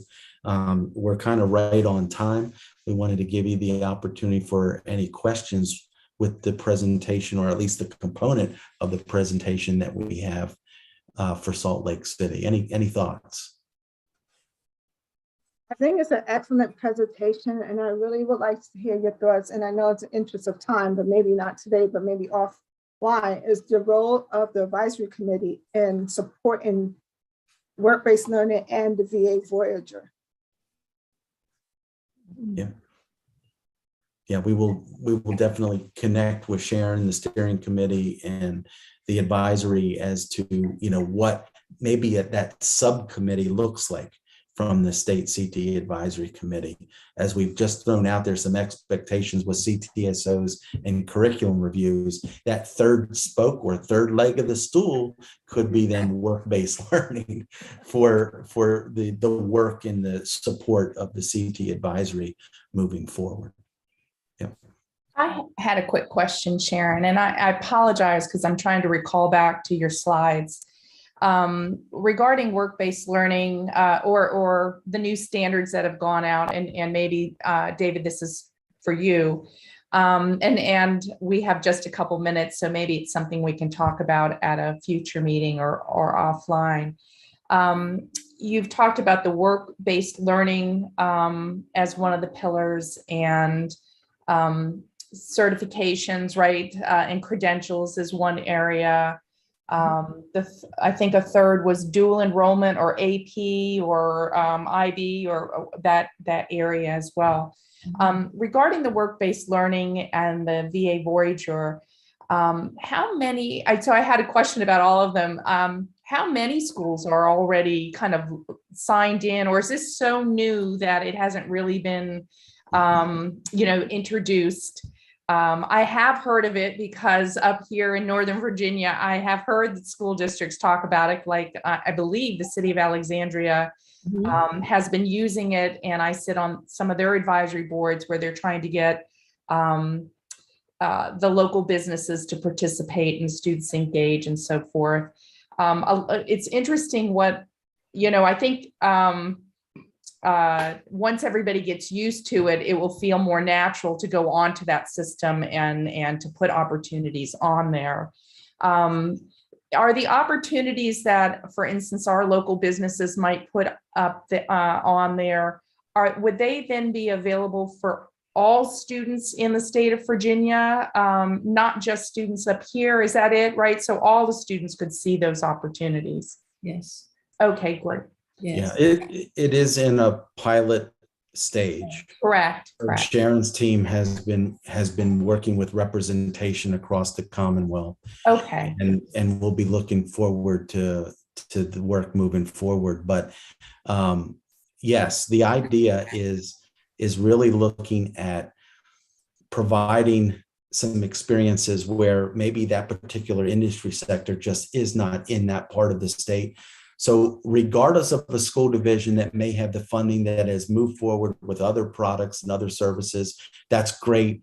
But we're also asking them to participate in this because this will help drive opportunities across the state where representation just isn't there and funding isn't there for those divisions that just can't pull it off. I mean, we have some divisions that receive less than $5,000 for federal funds based on enrollments. So you just can't do everything that you need to for CTE and provide contracts for services like that. Larger divisions can. So this idea is, regardless of what you're doing, that everyone's participating to help drive opportunity across the Commonwealth, regardless of your zip code and where you live. Excellent. Okay, that was one. And then the other regarding AP, IB, I don't know all the acronyms, dual enrollment. Sure. My observation in that area as well, and this may not be CTE, but I know that there are many opportunities outside of CTE for AP and dual enrollment and so forth, and fewer opportunities in CTE. And I was wondering if maybe there's already a conversation in this area, but if you have community colleges or colleges that are offering that kind of maybe opportunities for dual enrollment, that information is somehow shared, because it is a community college system, and of course all the universities within Virginia. But if there is, something that's already been worked out between a local college or community college, couldn't that opportunity be given to schools in other districts that maybe don't have access to the community? Maybe their local community colleges don't offer those dual enrollment courses. And so I guess, if I were to use an example, and I'm only speaking from the areas I know. So if Northern Virginia Community College is offering a dual enrollment course, and again, I'm not talking about an English or math course, a CTE course, right? And they offer that dual enrollment, but yet a student in Region 2 or Region 8, the community colleges down in that region may not offer those CTE credits. Is there a way to provide those opportunities to those students as well? Oh, it is. All right. So I'll stop. You get what I'm asking. Okay. No, I love this. I love it. Mm-hmm. So you're talking about Northern Virginia, and I can tell you just recently I worked with Dr. Jacobs, who is the CTE director in Alexandria, and they're working out pathways right now where they're working with Virginia State University to provide resources. So yes, the quick answer is yes. There is an expectation for local school divisions to work with their local community colleges. So you do need to begin there and building out your career pathways. But quite frankly, you hit it on the head. Some community colleges don't offer the programs that you're trying to build out in your pathway. So that means that you then expand, but you've made the attempt working with your local school, your local community college. And now maybe you're working with two close community colleges, and cross programs between the two of them, they meet your needs in the career pathways that you're trying to develop. Great question. And that flexibility is there. Oh, good. Because I just, I know that sometimes I recognize we have a lot of resources up in this area, and, how do you get those resources to cross over lines to provide those opportunities to students in other areas? Yeah. Right. Yeah. That's it. And I think that question will be something that will come up as we present this at the national level. And I think that will be interesting. And I think an opportunity for Virginia to highlight how that is being done. So we're excited about that. This space is booming right now when it comes to the understanding of the importance not only of work-based learning, but of the importance of career and technical education. That's exciting. That's been a lot of hard work by a lot of people that have, worked through their state associations, worked through their own communities to build that understanding. And that's hard work. That isn't something that we can say, here's the silver bullet, here's the piece that you need to do. It's hard work. You have to roll up your sleeves and provide experiences and sessions and professional development for so many different aspects of this. But yeah, you've touched on it, and it's really, I think, what excites a lot of people is that challenge, and how can we expand these opportunities? And as we mentioned earlier in this meeting, collaboration. It's school divisions coming together regionally. So our CTE directors and their staff, they actually meet in regions, and they're sharing ideas and strategies as to what they've done to meet these challenges. There's no way a single community can do this individually. It is about collaboration. And that's what I love about this concept of a virtual network, because I don't think Sharon and her team and the work that they're doing stops by making connections for students with work-based learning and business and industry to help meet their future workforce needs. This is about the networking of resources in workforce development. I see this vehicle serving many different purposes and making these connections for workforce development and really the cross-agency work. We know that Chev is doing work. We know that the Virginia Department of Labor and Industry. We know that VCCS is doing work in this space. This network provides us a vehicle to really bring all these efforts across agencies together. That's what's so exciting to me. Mm-hmm. Yeah. We're right at our time. Just knowing, everyone's busy schedule. I'm willing to stay on the call if someone wants to hang on, but with that being said, that ends our update, Madam Chair. Yes, thank you. Since at this time we completed the only thing we have available is our roundtable. We could conclude the meeting, and those who want to stay on, want to discuss anything that's going on in their environment, they're free to do so. Madam Chair. If we could, Madam Chair, yeah, if we could give Darla an opportunity to provide an update from the Virginia ACTE, that would be great. Oh, I'm sorry about that. Yes, please do. Yeah. Thank you very much. And real quick, so I know if I want to cut my PowerPoint a little bit, when is the next meeting? Right now it's scheduled for June 9th.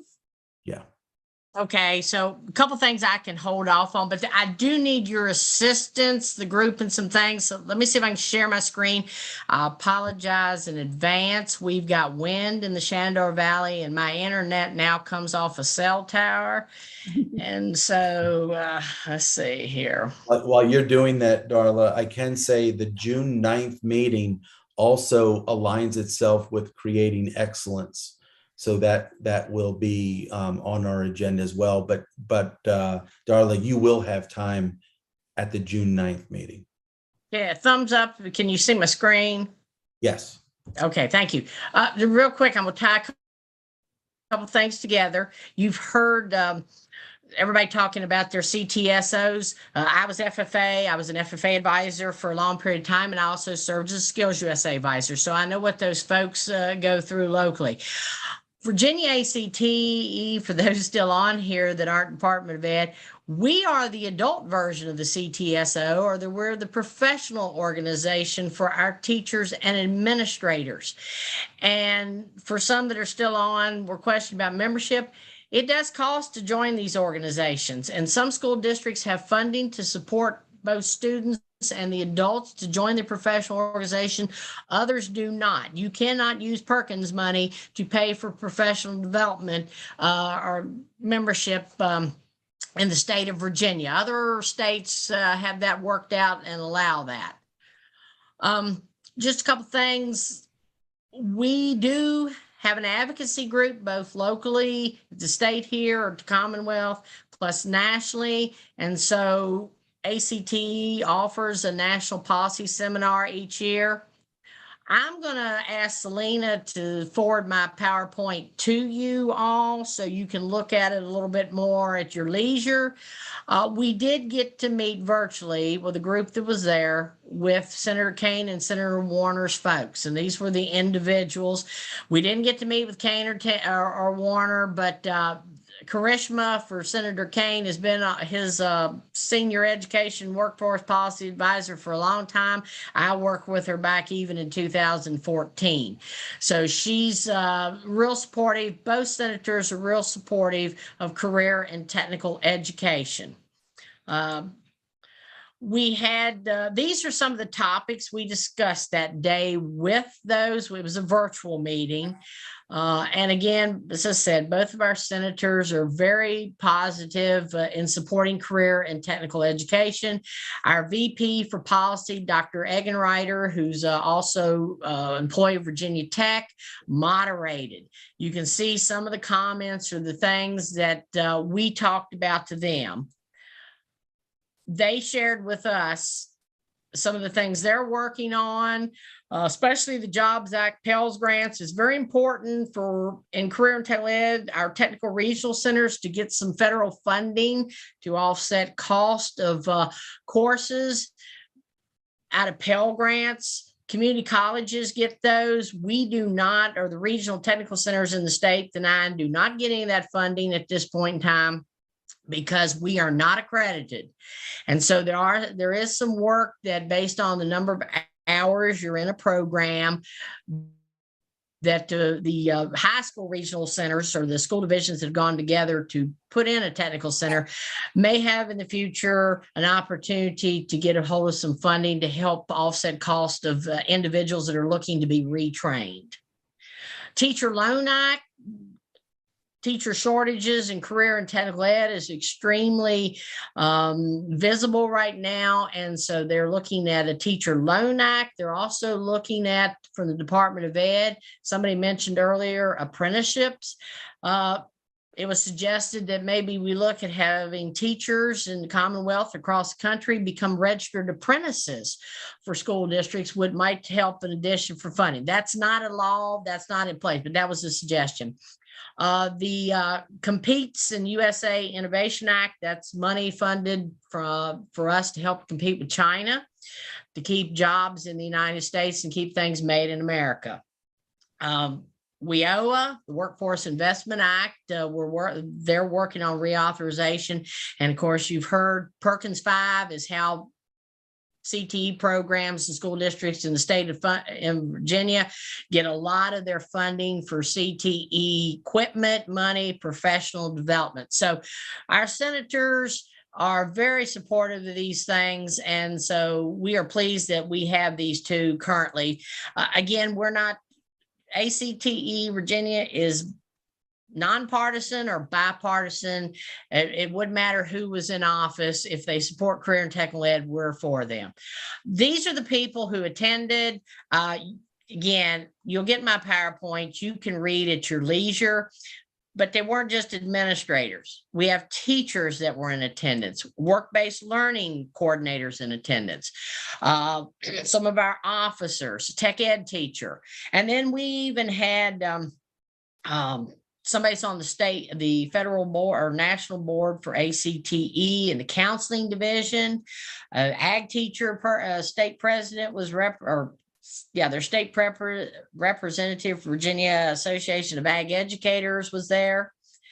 And then Northern Virginia Community College, we had 2 of their folks post-secondary in attendance, and our former past president of ACTE, Nancy Trivett, moved back to Virginia, so she was also on the call. I'm going to show you this. I can't guarantee it's going to work right now. Sorry, there. National. You should have access to this, those of you on the committee. If you want to print this off then and share it with other folks you talk about, this is a great reference, and it is also in Spanish. There's a Spanish version. So some of you that may be in the northern area, or you have business industry that do employ a lot of Spanish, and you're trying to recruit your parents into getting their children in career and technical ed, this is an excellent tool I've come across. Let's see if I can get back to my presentation. Yes, there. Here's where I need your assistance. First of all, Virginia ACI, let me see, didn't put it, I'll put it in the chat in case you're not aware. The web page for Virginia ACTE. Our issues and solutions are listed here. This is where I need your help. Those of you still on here, and I'll send out, get Selena to send out. These are our 6 2021-2022 issues and solutions. Work-based learning. We'd like to get some funding to put a work-based learning coordinator in every school district to help Sharon and them out, because every school district, some have them now, some have already implemented. Others do not have the funding to afford that, and they've got somebody, probably the CTE administrator, trying to do this as well. And from past experience, you can't do paperwork and follow students around and make sure they're doing what they're supposed to, and the employers are providing them an opportunity to gain on-the-job experience. If you're tied up in meetings and doing other kinds of paperwork and filling out Perkins Bank, you can't do both. Work-based learning needs individuals that is their sole responsibility. So that is the focus. Credentialing, you've heard that, I'm not going over it. Classroom equipment, we always needed to keep abreast of what's being used in business and industry. The teacher prep program, I'll highlight in a minute, the Governor's STEM Academies, and we'd like to go down to elementary schools and grab students at an earlier age to help them as they're working on their curriculum plans and their career pathway plans in 7th grade and middle school, so that they have a better understanding of what they want and they can get the courses in they need. What I need you to do, there's a full list of this and explains each of the things. What I need from the group here is for you all to look at these and review them, and hope at the June meeting, you can give me some feedback of, yes, you think these are great. We need to make sure we continue with these 6 areas, or no, we don't think this is appropriate. Last year, Verso was at the top of the list, and Kevin Riley showed you earlier about the curriculum and what he does at the Resource Center. Virginia ACTE worked with Shelley Simons, Delegate Simons out of the Tidewater area, Chris Runyon, John Avoli, delegates from the Valley, to get funding to help put some things back in, because otherwise the Resource Center and some of its things that it provides for teachers and administrators was going to go away. So these are the things we do to advocate to make sure that our students, our adults, teachers are the best prepared in the Commonwealth. So again, you'll get a copy of this. Let me get back. Sorry, my computer is somewhat locked up. There. So there's where I was. You'll get that again on the slide. Go forward. Again, I've showed what I need is making recommendations. This is important. Take some time here. Virginia Tech, if you're not aware, is putting some of their teaching training programs back in. And so I've talked with Dr. Natalie Ferrand. I think Dr. Eshelman, if he hasn't, will be have a thing. But the School of Education of Virginia Tech, they're waiting on Chev to approve Ag Ed again to endorse or give a Bachelor of Science degrees to folks in Ag Ed.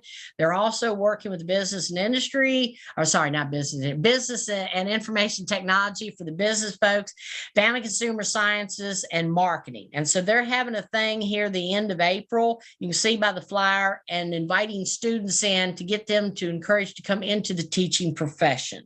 And so she's got, it's this thing right now, I think 25 students across the state or Commonwealth were signed up for it. So we're really excited about this, because teacher training programs in Virginia have pretty much died. And a lot of our programs were going outside the Commonwealth to Clemson, Nebraska, Penn State, West Virginia, to pick up teachers. And we have a lot of great people in the Commonwealth, and we'd like to keep them in-house and teach for us here.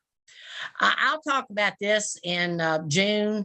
We are going to have a joint conference in the fall with our administrators. It's supposed to be Vdoe, but fall conference. And if we encourage y'all to come if you want, we encourage you to join our organization. You don't have to be an administrator or CTE teacher. You can be business industry. Our membership is on that virginiaact.org page.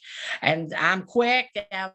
I'm sorry, I'm a fast talker, sort of like Brenda, but I will send this PowerPoint to Selena and ask her to forward it to you so that you can look at it and read it more at your leisure. And thank you for being patient with me. I know we've gone over time. Thank you. Thank you, Ms. Miller, and I apologize for missing you on the agenda. Are there any questions for her? And we will make sure that is sent out so we could provide any input that she's looking for to assist her in figuring out what is needed next moving forward. At this time, do anybody has anything to share for the roundtable? Anything that's going on in their world? Hearing none, Dr. Williams, thank you for joining us. Do you have any closing remarks before we conclude this meeting? Our team here is definitely here to assist you all. So as you review these presentations in the future, if you should have any questions, feel free to reach out to any one of us for support.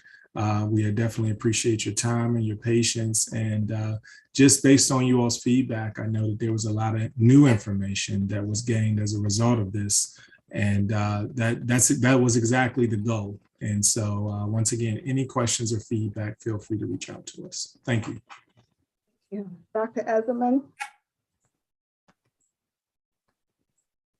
No, thank you. Darla, if you would send that information to me. I have a few other documents to send as far as the Ctso document for volunteers and our curriculum opportunities that will be available. So we'll try to send that in a single email coming from Selena Richardson. Thank you all. Thank you, committee. I know we have a couple of items that we're tasked to do, and I'll try to get together before our next meeting in June, just to make sure that we know how was best for us to accomplish these tasks, because I think they're really important for us moving forward, especially with the CTSOs. They really need our support. So I'm really reaching out to you guys, just making sure that you find something and you have any questions moving forward. At this time, can I have a motion to close the meeting if there's no other questions or comments? Move we adjourn. Thank you, guys. Have a great weekend. Thank you, everybody, for their time today.